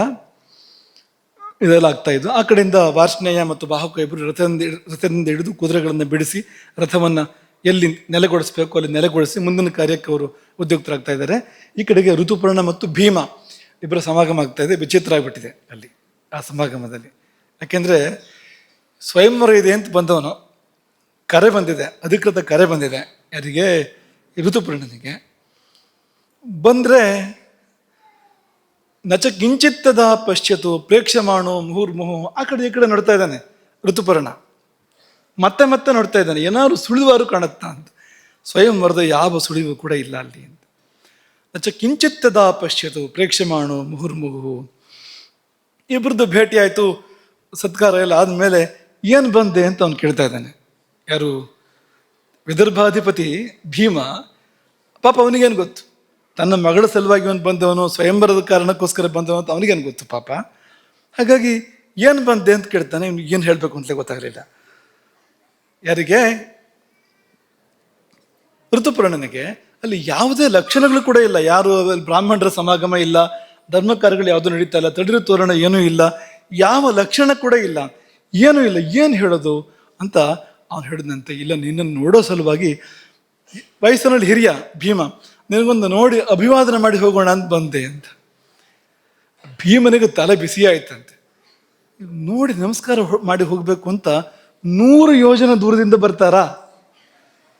ಅಯೋಧ್ಯೆಯಿಂದ 100 ಯೋಜನೆ ದೂರದಿಂದ ತನ್ನನ್ನು ಬರೇ ನೋಡಿ ನಮಸ್ಕಾರ ಮಾಡಿ ಹೋಗೋಕ್ಕೋಸ್ಕರ ಬಂದ ಇವನು ಅಂತ ಅವನಿಗೆ ವಿಚಿತ್ರ ಆಗೋಯ್ತಂತೆ. ಅಲ್ಪ ಕಾರ್ಯ ಮುಂದಿರ್ದಿಷ್ಟಂ, ಬರೀ ಒಂದು ಸಣ್ಣ ವಿಷಯ ಹೇಳ್ತಾ ಇದ್ದಾನೆ, ಆದರೆ ನಿಜವಾದ ಕಾರಣ ಗೊತ್ತಾಗ್ತಾ ಇಲ್ವಲ್ಲ, ಇರಲಿ ನೋಡೋಣ, ನಾನು ಉಳಿಸೋಣ, ಇಲ್ಲಿ ನಿಧಾನಕ್ಕೆ ಗೊತ್ತಾಗ್ಬೋದು ಏನು ವಿಷಯ ಅಂತ ಸತ್ಕರಿಸಿ ಆತನನ್ನು ಕಳಿಸ್ಕೊಟ್ಟನಂತೆ. ನಿನಗೆ ತುಂಬ ಶ್ರಮ ಆಗಿರಬೇಕು, ಅಷ್ಟು ದೂರದಿಂದ ಬಂದಿದೆಯೇ, ಆಗತ್ತೆ ಶ್ರಮ, ರಥದಲ್ಲಿ ಅಯೋಧ್ಯೆಯಿಂದ ವಿದರ್ಭಕ್ಕೆ ಬಂದರೆ ಶ್ರಮ ಆಗದೆ ಇರ್ತದೆ ಏನೋ, ಹಾಗಾಗಿ ಕ್ಲಾಂತೋಸಿ, ಶ್ರಮ ಆಗಿದೆ ನಿನಗೆ, ಹಾಗಾಗಿ ವಿಶ್ರಾಂತಿ ಮಾಡು ಎಂಬುದಾಗಿ ಕಳಿಸ್ಕೊಟ್ಟ ಋತುಪರ್ಣನನ್ನು ಭೀಮ. ಈ ಕಡೆಗೆ ಬಾಹುಕ ಅಂದರೆ ನಲ ರಥವನ್ನು ತಗೊಂಡು ರಥಶಾಲೆಗೆ ಬರ್ತಾನೆ. ಅಲ್ಲಿ ಕುದುರೆಗಳನ್ನೆಲ್ಲ ಮತ್ತೆ ಬೇಕಾದ ರೀತಿ ಉಪಚಾರ ಮಾಡ್ತಾನೆ. ಯಾಕೆಂದರೆ ಹೃದಯಜ್ಞ ಅವನು, ಅವುಗಳಿಗೆ ಏನು ಕಷ್ಟ ಆಗಿರ್ಬೋದು, ಅಲ್ಲಿಂದ ಎಲ್ಲಿಗೆ ಗಾಳಿ ಹಾರ್ಕೊಂಡು ಬಂದಾಗ ಬಂದಿದ್ದಾವೆ ಅಯೋಧ್ಯೆಯಿಂದ ವಿದರ್ಭಕ್ಕೆ, ಅವುಗಳನ್ನು ಸಂತೈಸಿ ಅವುಗಳಿಗೆ ಏನು ಉಪಚಾರ ಮಾಡಬೇಕೋ ಶಾಸ್ತ್ರಬದ್ಧವಾಗಿ ಉಪಚಾರ ಎಲ್ಲ ಮಾಡಿ ರಥೋಪಸ್ಥ ಅಂತ ಹೇಳ್ತಾರೆ. ಅಂದರೆ ರಥದಲ್ಲಿ ಸಾರಥಿ ಕೂತ್ಕೊಳ್ತಕ್ಕಂಥ ಸ್ಥಾನ, ಅಥವಾ ಅವನಿಗೂ ಕೂತ್ಕೊಳ್ಳೋ ಜಾಗ ಇರುತ್ತೆ ರಥಿಕರಿಗೂ ಕೂಡ. ಅಲ್ಲಿ ಹೋಗಿ ಕೂತ್ಕೊಂಡ. ಈ ದಮಯಂತಿ ಋತುಪರ್ಣನನ್ನು ನೋಡಿದ್ಲು, ಆಮೇಲೆ ವಾರ್ಷ್ಣೇಯ ಹಳೆಯ ಸಾರಥಿ ನೋಡಿದ್ಲು, ಅಂಥ ಬಾಹುಕನನ್ನು ನೋಡಿದ್ಲು. ಬಾಹುಕಂಚ ತಥಾವಿಧಂ, ವಿಕಾರ ರೂಪ, ಮೋಟು ಕೈಗಳು ನೋಡಿದ್ಲು. ಆದರೆ ಎಲ್ಲಿ ನಲ ಅಂತ ಕಾಣಲಿಲ್ಲ. ಆದರೆ ರಥ ನಿರ್ಘೋಷ ಮಾತ್ರ ನಲನದ್ದೇ, ಸಂಶಯ ಏನೂ ಇಲ್ಲ. ನಲಸ್ಯೇವ ಮಹಾನಾಸಿ, ನಲನು ಕುದುರೆಗಳ ವಾಘೆಯನ್ನು ಹಿಡಿದಾಗ ಇಂಥ ಒಂದು ರಥಘೋಷ ಬರಬೇಕು, ಅಂಥದ್ದು ಮಹಾರಥಘೋಷ ಬಂತು, ಕಾಣ್ತಾ ಇಲ್ವಲ್ಲ ಅಂತ. ಹಾಗಾದರೆ ಈ ವಾರ್ಷ್ಣೇಯ ನಲನ ಶಿಷ್ಯನೇ ಅವನು. ವಾರ್ಷ್ಣೇಯ ಕಲ್ತು ಬಿಟ್ಟಿದ್ದಾನ ಪೂರ್ತಿ ಅಂತ. ಅಶ್ವಹೃದಯವನ್ನು ಪೂರ್ತಿ ಅವನು ಕರಗತ ಮಾಡಿಕೊಂಡು ನಲನ ಹಾಗೆ ರಥ ನಡೆಸೋದಕ್ಕೆ ಶುರು ಮಾಡಿದ್ನ ವಾರ್ಷ್ಣೇಯ ಅಂತ ಆಕೆಗೆ ಪ್ರಶ್ನೆ. ಅಥವಾ ಋತುಪರ್ಣನ ಕೂಡ ನಲನ ಹಾಗೆ ಅವನಿಗೂ ಗೊತ್ತಿದೆಯಾ ಅಶ್ವಹೃದಯ ಅಂತ ಅವಳಿಗೆ ಜಿಜ್ಞಾಸೆ. ಸುಮ್ಮನೆ ಜಿಜ್ಞಾಸೆ ಆದರೆ ಅದಕ್ಕೆ ತೀರ್ಮಾನ ಬೇಕು ಅಂತಿಲ್ಲ. ಇಲ್ಲಿ ತೀರ್ಮಾನ ಅನಿವಾರ್ಯ. ದಮಯಂತಿಗೆ ಪತ್ತೆ ಹಚ್ಚಲೇಬೇಕು. ಹಾಗಾಗಿ ಆಕೆ ಆ ಪತ್ತೆ ಹಚ್ಚುವ ಕಾರ್ಯಕ್ಕೆ ಮುಂದಾಗ್ತಾಳೆ. ಅದು ಮೊದಲೇ ಶುರುವಾಗಿದೆ, ಅದು ಮುಂದುವರಿತಾ ಇದೆ. ಅದು ಕೇಶಿನಿ ಅಂತ ಆಕೆಯ ಸಖಿ, ಸೇವಕಿ, ಆಕೆಯನ್ನು ಕಳುಹಿಸಿಕೊಡ್ತಾಳೆ. ಹೋಗು, ಆ ಬಾಹುಕನ ಹತ್ರ ಹೋಗು. ನನಗೇನೋ ಇವನನ್ನು ನೋಡಿದರೆ ಏನೋ ಸಂಶಯ ನನಗೆ. ಬಾಹುಕನನ್ನು ನೋಡಿದರೆ ಕಯೇಶ ರಥವಾಹಕ, ರಥವನ್ನು ನಡೆಸಿರ್ತಕ್ಕಂಥ ಈ ರಥವಾಹಕ ಬಾಹುಕ, ಹ್ರಸ್ವ ಬಾಹುಕ, ಕುಳ್ಳ ಶರೀರ, ಅದು ಮೋಟು ಕೈಗಳು, ಆ ಥರದ್ದು. ವಿಕೃತ ಅಂದರೆ ವಿಕಾರವಾಗಿರ್ತಕ್ಕಂಥ ರೂಪ. ಹೋಗಿ ಮಾತಾಡಿಸು ಮೆಲ್ಲ, ಮೃದುಪೂರ್ವಂ. ನೀನು ಯಾರನ್ನಾರು ಹೋಗಿ ಆಳುಕಾಳುಗಳ ಮಾತಾಡಿಸ್ದಾಗೆ ಗತ್ತಿಂದ ದಬಾಯಿಸೆಲ್ಲ ಮಾತಾಡಿಸ್ಬೇಡ, ಮೃದುಪೂರ್ವಂ. ಯಾಕಂದ್ರೆ ನಲ್ಲನೇ ಆಗಿದ್ದರೆ ಒಂದು ವೇಳೆ, ಹಾಗಾಗಿ ಮೆತ್ತಗೆ ಮಾತಾಡಿಸು, ಮೃದುವಾಗಿ ಮಾತಾಡಿಸು, ವಿಷಯ ತಿಳ್ಕೊ ಅಂದು. ನನಗೇನೋ ಹೃದಯ ಸಾರ್ತಾ ಇದೆ, ಇವನು ನಲ ಅಂತ ಸಾರ್ತಾ ಇದೆ, ಮನಸ್ಸಿಗೆ ತುಂಬ ಸಂತೋಷ, ಏನೋ ಹೃದಯಕ್ಕೆ ಸಮಾಧಾನ. ಹಾಗಾಗಿ ಹೋಗಿ ಮಾತಾಡಿಸು, ಮತ್ತೆ ಪರಿಣಾದ ವಾಕ್ಯವನ್ನು ಅವನ ಮುಂದೆ ಹೇಳು ಇನ್ನೊಂದು ಸರ್ತಿ. ನಿನ್ನೆ ಹೇಳಿದ್ವಲ್ಲ ಪರಿಣಾದ ವಾಕ್ಯ ಏನು ಅಂತ, ಇವಳು ಹೇಳ್ಕಳಿಸಿದ್ಲಲ್ಲ, ಅಲ್ಲಿ ಇಲ್ಲಿ ಘೋಷಣೆ ಆಗ್ತಾ ಇತ್ತಲ್ಲ, ಅರ್ಧರಾತ್ರಿ ಹೆಂಡತಿ ಬಿಟ್ಟು ಹೋದವನು ಯಾಕೆ ಬಿಟ್ಟು ಹೋದ ನೀನು ಅಂತ ಆ ಪ್ರಶ್ನೆ ಕೇಳಿದಾಗ ಉತ್ತರ ಎಲ್ಲಿ ಬರುತ್ತೆ ನೋಡಿ ಅಂತ ಹೇಳಿ ಕಳಿಸಿದ್ಲಲ್ಲ, ಆ ವಾಕ್ಯವನ್ನು ಒಂದ್ಸರಿ ಹೇಳು, ಏನಾಗುತ್ತೆ ನೋಡು ಅಂತ ಕೇಶನಿಯನ್ನು ಕಳುಹಿಸಿದಾಳೆ. ಕೇಶನಿ ಹೋಗಿ ಬಾಹುಕನನ್ನು ಭೇಟಿ ಮಾಡ್ತಾಳೆ. ಈಕೆ ಮೇಲಿಂದ ನೋಡ್ತಾ ಇದ್ದಾಳೆ, ಉಪ್ಪರಿಗೆ ಮೇಲಿಂದ ನೋಡ್ತಾ ಇದ್ದಾಳೆ. ಹೋಗಿ ಕೇಶನಿ ಭೇಟಿ ಮಾಡಿ ಮೃದುವಾಗಿ ಮಾತಾಡ್ತಾಳೆ. ಯಾವಾಗ ಹೊರಟ್ರಿ, ಯಾಕೆ ಬಂದ್ರಿ ಇಲ್ಲಿಗೆ, ಏನು ವಿಷಯ, ದಮಯಂತಿಗೆ ತಿಳ್ಕೊಳ್ಬೇಕು ಅನ್ನೋ ಕುತೂಹಲ ಇದೆ, ಇದನ್ನು ಹೇಳ್ಬಹುದಾ ಅಂತ ಕೇಳ್ತಾಳೆ. ಅದಕ್ಕೆ ಅವನು ಹೇಳಿದಂತೆ ಭಾರವಾದ ಹೃದಯದಿಂದ ಹೇಳ್ತಾನೆ, ಬಾಹುಕ ಅರ್ಥಾತ್ ನಲ ದಮಯಂತಿಗೆ 2ನೇ ಮದುವೆಯಂತೆ, 2ನೇ ಸ್ವಯಂವರವಂತೆ. ಅದಕ್ಕೆ ಈ ಋತುಪರ್ಣ ರಾಜನಿಗೆ ಕರೆ ಬಂದಿದೆ. ಅವನು ಸಾರಥಿ, ನಾನು ಅಹಮಸ್ಸಚ್ಚ ಸಾರಥಿ. ಹಾಗಾಗಿ 100 ಯೋಜನ ದೂರ ಸಾಗಬಲ್ಲ ಕುದುರೆಗಳನ್ನು ಕಟ್ಟಿ ರಥವನ್ನು ತಂದೆ. ಹೆಚ್ಚಿನ ಕುದುರೆಗಳು 100 ಯೋಜನ ದೂರ ಓಡೋದಿಲ್ಲ, ಅದರೊಳಗೆ ಬಿದ್ದು ಸತ್ತೋಗ್ತವೆ. ಕೆಲವು ಕುದುರೆಗಳು 100 ಯೋಜನದವರೆಗೂ ಹೋಗಿ ಅಲ್ಲಿ ಸಾಯ್ತವೆ. ಶತಧನ್ವ ಅಂತ ಭಾಗವತಲ್ಲಿ ಬರುತ್ತೆ, ಆ ಕತೆ ವಿಸ್ತಾರ ಮಾಡೋಕೆ ಅವಕಾಶ ಇಲ್ಲ. ಶಮಂತಕ ಮಣಿಯನ್ನು ಕದ್ಕೊಂಡು ಹೋದವನು, ಸತ್ರಾಜಿತನನ್ನು ಕೊಂದು ಶಮಂತಕ ಮಣಿಯನ್ನು ಕದ್ಕೊಂಡು ಹೋದವನು, ಅವನನ್ನು ಬೆನ್ನಟ್ತಾರೆ. ಕೃಷ್ಣ ಬಲರಾಮರು. ಅವನು ಮಿಥಿಲವರೆಗೆ ತಪ್ಸ್ಕೊಂಡು ಹೋಗ್ತಾನೆ ಅವ್ರ ಕಡೆಯಿಂದ. ಯಾಕೆಂದ್ರೆ ಆ ಕುದುರೆಗೆ 100 ಯೋಜನ ದೂರ ಓಡೋ ಶಕ್ತಿ ಇತ್ತು, ಅವನು ಏರೋದು ಕುದುರೆಗೆ. ಮಿಥಿಲೆಗೆ ಬಂದು ಬಿದ್ದು ಸತ್ತೋಯ್ತದು ಆ ಕುದುರೆಯಿಂದ. ಇದು ಹಾಗೂ ಅಲ್ಲ, 100 ಯೋಜನ ವಾಯುವೇಗದಲ್ಲಿ ಬಂದ ಮೇಲೆ ಅವು ಕುದುರೆಗಳು ಈಗಲೂ ಕೂಡ ಸೌಖ್ಯವಾಗಿವೆ, ಕ್ಷೇಮವಾಗಿವೆ. ಅಂದರೆ ಅದು ನಲನ ಆಯ್ಕೆ ಅದು, ಅಂಥದ್ದದು ಅಂತ. ಹಾಗಾಗಿ ಅಂಥ ಕುದುರೆಗಳನ್ನ ಕಟ್ಟಿ ರಥವನ್ನು ತಂದೆ ನಾನು ಅಂತ. ಹಾಗೆ ವಾರ್ಷ್ಣೇಯನ ಬಗ್ಗೆ ಕೇಳ್ತಾಳೆ ಕೇಶಿನಿ, ಈ ಮತ್ತೊಬ್ಬನು ಯಾರು, 3ನೇವನು? ನೀನು ಅಲ್ಲ, ರಾಜನೂ ಅಲ್ಲ, 3ನೇವನು ಯಾರು ಅಂತ. ಅದು ವಾರ್ಷ್ಣೇಯ. ಅದು ನಲ ಉತ್ತರ ಕೊಡ್ತಾನೆ. ನಲನೇ ಹೇಳ್ತಾನೆ, ಆ ನಲ ಅಂತ ರಾಜ ಇದ್ನಲ್ಲ, ಅವನು ಕಾಡು ಪಾಲು ಆದಮೇಲೆ ಈ ವಾರ್ಷ್ಣೇಯ ನಲನ ಮಕ್ಕಳನ್ನು ತಂದು ಇಲ್ಲಿ ಬಿಟ್ಟು ಅವನು ಹೋಗಿ ಋತುಪರ್ಣನ ಬಳಿ ಸೇರ್ಕೊಂಡ, ಅಯೋಧ್ಯೆಗೆ ಹೋಗಿ ಸೇರ್ಕೊಂಡ ಅಂತ ಇವನೇ ಹೇಳೋದು, ನಲನೇ ಹೇಳೋದು. ನಾನು ಅಶ್ವಕುಶಲ ಮತ್ತು ಪಾಕಕುಶಲನ್ನು ಕೂಡ ಹೌದು. ಹಾಗಾಗಿ ರಾಜ ನನ್ನನ್ನು ಆರಿಸ್ಕೊಂಡಿದ್ದಾನೆ. ಅದಕ್ಕೆ ಅಂದರೆ ಸಾರಥ್ಯ ಮತ್ತು ಭೋಜನ, ಪಾಕ, ಈ 2 ಕಾರ್ಯಕ್ಕೋಸ್ಕರವಾಗಿ ನನ್ನನ್ನು ನಿಯೋಜನೆ ಮಾಡಿದ್ದಾನೆ. ಇವಳು ಕೆದಕಿದ್ಲು, ಮತ್ತೆ ಬಿಡಲಿಲ್ಲ ಕೇಶಿನಿಯಿಂದ. ವಾರ್ಷ್ಣೇಯನಿಗೆ ಗೊತ್ತಾ ನಲ ಎಲ್ಲಿ ಹೋಗಿದ್ದಾನೆ, ಏನು ಮಾಡ್ತಾ ಇದ್ದಾನೆ ಅಂತ. ವಾರ್ಷ್ಣೇಯನಿಗೆ ಗೊತ್ತಾ ಅಂತ. ವಾರ್ಷ್ಣೇಯನಿಗೆ ಗೊತ್ತಾ ಇಲ್ಲ ಅಂತ ಇವಳು ಗೊತ್ತು ಚೆನ್ನಾಗಿ. ಅದ್ರ ಬೇಕು ಅಂತ ಮಾತು ಮುಂದುವರಿಸ್ಬೇಕಲ್ಲ. ಹಾಗಾಗಿ ನೀನು ವಾರ್ಷ್ಣೇಯ ಹೇಗೂ ಸ್ನೇಹಿತರಲ್ಲ, ವಾರ್ಷ್ಣೇಯನಿಗೆ ಗೊತ್ತಾ, ನಿಂಗೆ ಏನಾದ್ರು ಹೇಳಿದ್ನ ಯಾವಾಗಲರು ಅಂದಾಗ ಅದಕ್ಕೆ ನಲ ಹೇಳಿದ್ನಂತೆ, ಅದೇ ಬಾಹುಕ ಹೇಳಿದ್ನಂತೆ, ಅವನಿಗೇನು ಗೊತ್ತು, ಅವನು ಇಲ್ಲಿ ನಲನ ಮಕ್ಕಳನ್ನ ಬಿಟ್ಟು ಹೇಳುವಾಗ ನಲನ ಬಾಯಲ್ಲಿ ಬಂತು, ಆ ನಲನ ಚಂದದ ಮಕ್ಕಳನ್ನ, ಪ್ರಿಯದರ್ಶನವು ಅಂತ, ಆ ಚಂದದ ಮಕ್ಕಳನ್ನ ಇವನಿಗೆ ಹೇಗೆ ಗೊತ್ತಾಗಬೇಕು ಅಂತ. ಬಾಹುಕನಿಗೆ ಅದು ಆ ಚಂದದ ಮಕ್ಕಳು ಅಂತ ಬಂದ್ಬಿಡುತ್ತೆ, ಬಾಯಲ್ಲಿ ಬಂದೇ ಬಿಡುತ್ತೆ ಅದು. ಆ ಮುದ್ದು ಮಕ್ಕಳನ್ನ ಇಲ್ಲಿ ಬಿಟ್ಟು ಅವನು ಹೋಗ್ಬಿಟ್ಟಿದ್ದಾನೆ, ವಾರ್ಷ್ಣೇಯ ಹೋಗಿ ಅಲ್ಲಿ ಸೇರ್ಕೊಂಡಿದ್ದಾನೆ. ಮತ್ತೆ ಈ ನಲ ಇದಾನಲ್ಲ, ಇವನು ಯಾರಿಗೂ ಗೊತ್ತಾಗುವಂತೆ ಇಲ್ಲ ಅವನು ಅಂತ ನಲನೇ ಹೇಳೋದು. ನಚಾನ್ಯ ಪುರುಷ ಕಶ್ಚಿನ್ ನಲಂ ವೇತ್ತಿ ಯಶಸ್ವಿನಿ, ಬೇರೆ ಯಾರಿಗೂ ನಲನನ್ನು ಗುರುತಿಸಲಿಕ್ಕೆ ಸಾಧ್ಯವೇ ಇಲ್ಲ ಈಗ. ಗೂಢಶ್ಚರತೆ ಲೋಕೇಸ್ಮಿನ್, ನಲ ಈ ಭೂಮಂಡಲದಲ್ಲಿ ಇದ್ದಾನೆ, ಅವನು ಸಂಚಾರ ಮಾಡ್ತಾ ಇದ್ದಾನೆ ಅವನು. ಆದರೆ ನಷ್ಟರೂಪವು, ಅವನು ನೋಡ್ರೆ ಗುರ್ಸೋ ಹಾಗಿಲ್ಲ ಅಂತ, ನಷ್ಟರೂಪ ಅಂತ. ಹಾಗೆ ಅವನು ಆ ರಾಜ ನಲ ಸಂಚಾರ ಮಾಡ್ತಾ ಇದ್ದಾನೆ. ನಲ ಏನು ಅಂತ ನಲಂಗೊಬ್ಬಂಗೆ ಗೊತ್ತು. ನಲ ಯಾರು, ನಲ ಹೇಗಿದ್ದಾನೆ ಅಂತ ಇವತ್ತು ಯಾರಿಗೆ ಗೊತ್ತು ಅಂದರೆ ನಲನೊಬ್ಬನಿಗೆ ಗೊತ್ತು. ಬೇರೆ ಯಾವ ಚಿಹ್ನೆಗಳು ಕೂಡ ನಲನದ್ದಿಲ್ಲ ಅಂತ ಒಂದು ಮಾತನ್ನು ಹೇಳ್ದ. ಯಾಕೆಂದರೆ ಅವರು ಜೀವನದಲ್ಲಿ ಸುಳ್ಳು ಹೇಳಿದವರಲ್ಲ, ಯಾವಾಗಲೂ ಸುಳ್ಳು ಹೇಳಿದವರಲ್ಲ. ಹಾಗೆ ಈಗಲೂ ಕೂಡ ಸುಳ್ಳು ಹೇಳೋಕ್ಕಾಗೋದಿಲ್ಲ. ಕೇಳಿದ್ದಕ್ಕೆ ಉತ್ತರ ಕೊಟ್ಟ, ಸರಿಯಾದ ಉತ್ತರನೇ ಕೊಟ್ಟಿದ್ದಾನೆ, ಸುಳ್ಳಲ್ಲ ಅದೇನು ಅಂತ. ಆಗ ಕೇಶಿನಿ ಹೇಳಿದಂತೆ, ಅಲ್ಲ ಅಯೋಧ್ಯೆಗೊಬ್ಬ ಬ್ರಾಹ್ಮಣ ಬಂದಿದ್ನಲ್ಲ ಪರ್ಣಾದ ಅಂತ, ಅವನು ನಿನ್ನ ಮುಂದೆ ಈ ವಾಕ್ಯಗಳನ್ನು ಹೇಳಿದ್ನಲ್ಲ, ಯಾವ ವಾಕ್ಯ ಅದು? ಕ್ವನುತ್ವಂ ಕಿತವ, ಎಲ್ಲಿ ಹೋದೆ ಜೂಜುಕೋರ್ನೆ. ಜೂಜುಕೋರ ಅಂದರೆ ಕನ್ನಡದಲ್ಲಿ ತುಂಬ ಕೆಟ್ಟದಾಗ ಕೇಳುತ್ತೆ, ಅದು ಸಂಸ್ಕೃತದಲ್ಲಿ ಅಷ್ಟು ಕೆಟ್ಟದಾಗ ಕೇಳೋದಿಲ್ಲ. ಕ್ಷತ್ರಿಯರು, ರಾಜರು, ಅವರಿಗೆ ದ್ಯೂತ ಸಹಜ, ಅದು ಮಿತಿ ಮೀರಬಾರ್ದು ಅಷ್ಟೇ. ದ್ಯೂತ, ಮೃಗಯ ಇದೆಲ್ಲ ಅವ್ರಿಗೆ ಇರೋವಂಥದ್ದು, ಪಾನ ಇದೆಲ್ಲ ಇರೋವಂಥದ್ದು ಅವರಿಗೆ. ಆದರೆ ಪ್ರೀತಿಯಿಂದ ಬಳಸುವಾಗ ಬಳಸ್ತಾರೆ ಅದನ್ನು, ಆ ಶಬ್ದವನ್ನು. ಆ ಥರ ಇದೆ ಅದು, ಒಂದು ತಮಾಷೆಗೆ ಹೇಳಿದ ಥರ ಇದೆ. ಎಲ್ಲಿ ಹೋದೆ ಜೂಜುಕೋರನೆ, ನನ್ನ ಬಟ್ಟೆಯಲ್ಲಿ ಅರ್ಧ ಹರಿದು ಉಟ್ಕೊಂಡು ಎಲ್ಲಿ ಹೋದೆ? ಮಧ್ಯರಾತ್ರಿ ಎದ್ದು ಹೋದೆಯಲ್ಲ, ಕಾಡಿನಲ್ಲಿ ಏಕಾಕಿ ಪತ್ನಿಯನ್ನು ಬಿಟ್ಟು. ಅದು ನಿನಗೆ ತುಂಬ ಪ್ರಿಯನಾದವಳು, ನಿನ್ನನ್ನು ತುಂಬ, ನಿನ್ನೆ ಹೇಳಿದಾಗ ಜೀವದಲ್ಲಿ ಜೀವ ಇಟ್ಕೊಂಡಿದ್ದಾರೆ ನಿನ್ನಲ್ಲಿ, ಅಂಥವಳನ್ನು ಮಧ್ಯರಾತ್ರಿ ಕಾಡಿನಲ್ಲಿ ಬಿಟ್ಟು ಅವಳದೇ ಬಟ್ಟೆಯಲ್ಲಿ ಅರ್ಧ ಹರಿದು ಉಟ್ಕೊಂಡು ಎಲ್ಲಿ ಹೋದೆ ನೀನು? ಅವಳು ಕಾಯ್ತಾ ಇದ್ದಾಳೆ. ತಥಾಸ್ತೆ ತ್ವತ್ ಪ್ರತೀಕ್ಷಣಿ, ಇಂದಿಗೂ ಈಗಲೂ ಆಕೆ ನಿನ್ನ ಪ್ರತೀಕ್ಷೆಯಲ್ಲಿದ್ದಾಳೆ. ದಕ್ಷ್ಯಮಾನ ದಿವಾರಾತ್ರವು, ಹಗಲು ರಾತ್ರಿ ಅವಳನ್ನು ನಿನ್ನ ಶೋಕ ಸುಡ್ತಾ ಇದೆ. ಆ ನೀನು ಉಟ್ಟು ಬಿಟ್ಟ ಹರಿದ ಬಟ್ಟೆ ಈಗಲೂ ಅವಳ ಬಳಿಯಲ್ಲಿದೆ, ಅವಳು ಅದೇ ಸ್ಥಿತಿಯಲ್ಲಿದ್ದಾಳೆ ಈಗಲೂ ಕೂಡ ಅಂತ. ಹಾಗಾಗಿ ರೋಧಿಸುವ ಆ ನಿನ್ನ ಪತ್ನಿಯ ಮೇಲೊಂದು ಚೂರು ಕರುಣೆ ತೋರು, ದಯೆ ತೋರು.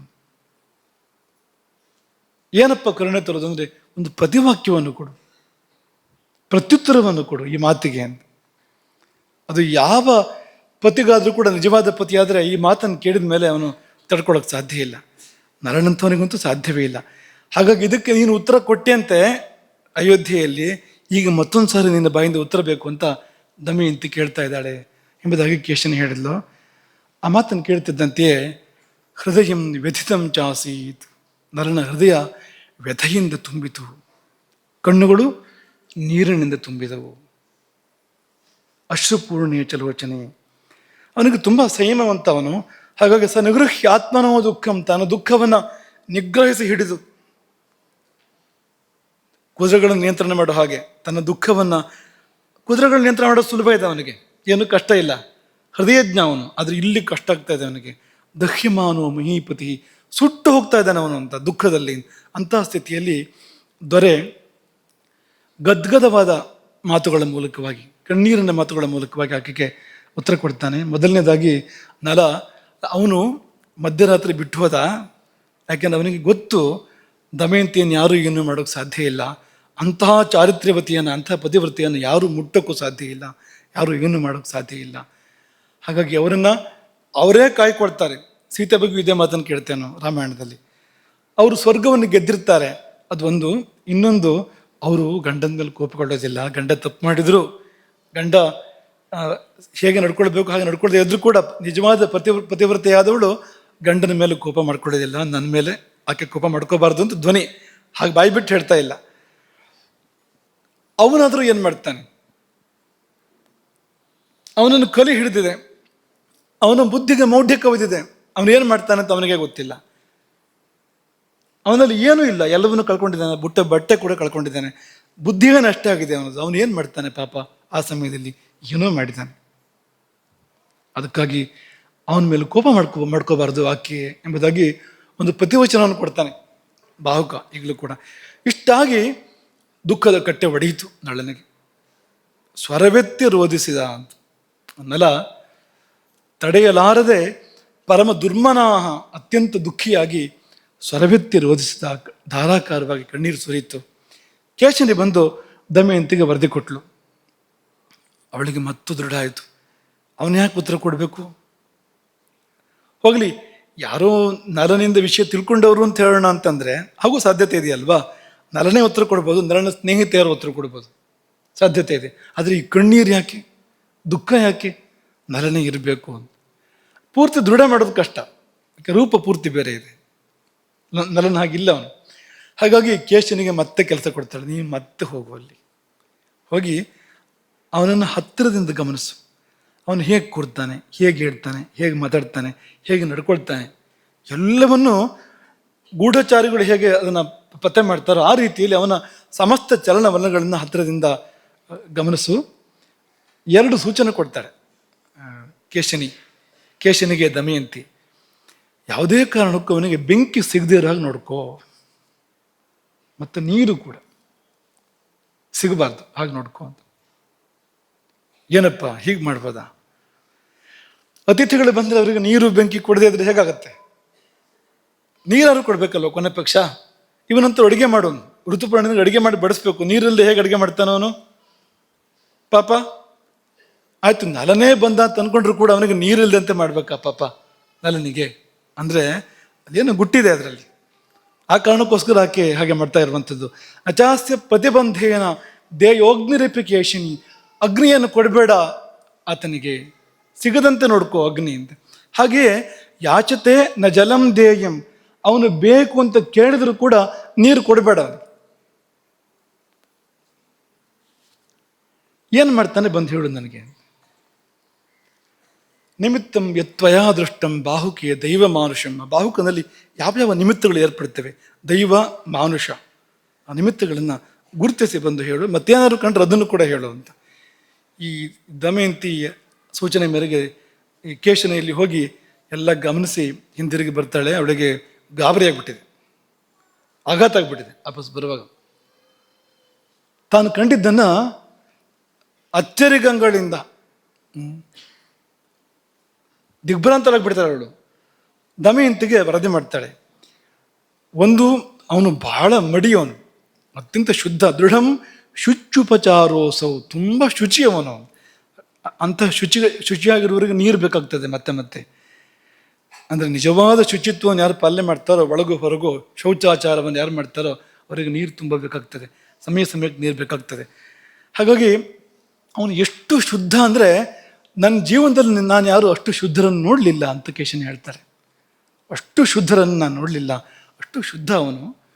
ಮತ್ತು ಪವಾಡ ಪುರುಷ, ಚಮತ್ಕಾರಿ ಅವನು. ಏನಪ್ಪ ಚಮತ್ಕಾರಿ ಅಂದರೆ, ಬಾಗಿಲು ಚಿಕ್ಕದಿತ್ತು, ಇವನು ಬಂದರೆ ಇವನಿಗಂತೂ ತಗ್ಗಿದೆ, ಯಾವುದೋ ಒಂದು ಬಾಗಿಲು ಅಲ್ಲಿ, ಇವನಿಗಿಂತ ಬಾಗಿಲು ತಗ್ಗಿದೆ, ಇವನು ಬಗ್ಗಲಿಲ್ಲ, ನೆಟ್ಟಗೆ ಹೋಗ್ತಾ ಇದ್ದ. ಹೋಗಿ ತಲೆ ಹೊಡ್ಕೊಂಡ ಅಂದರೆ ಇಲ್ಲ, ಬಾಗಿಲೇ ದೊಡ್ಡದಾಯ್ತು, ಬಾಗಿಲೇ ದೊಡ್ಡದಾಯ್ತು.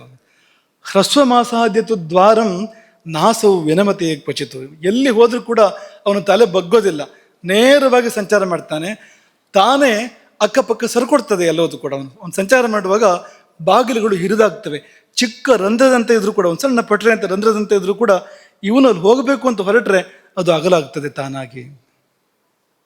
ಏನದು ಅಂದರೆ ಭೂಮಿ ಜಯ. ಇದು ಪಂಚಭೂತಗಳಲ್ಲಿ ಒಂದಾಗಿರ್ತಕ್ಕಂಥ ಭೂಮಿಯನ್ನು ಜಯಿಸಿದ್ದರ ಕುರುಹೋದು. ಹಾಗಾಗಿ ಇವನು ಏನೂ ಮಾಡಬೇಕಾಗಿಲ್ಲ, ತಾನೇ ಭೂಮಿ ಸಹಕಾರ ಕೊಡುತ್ತೆ.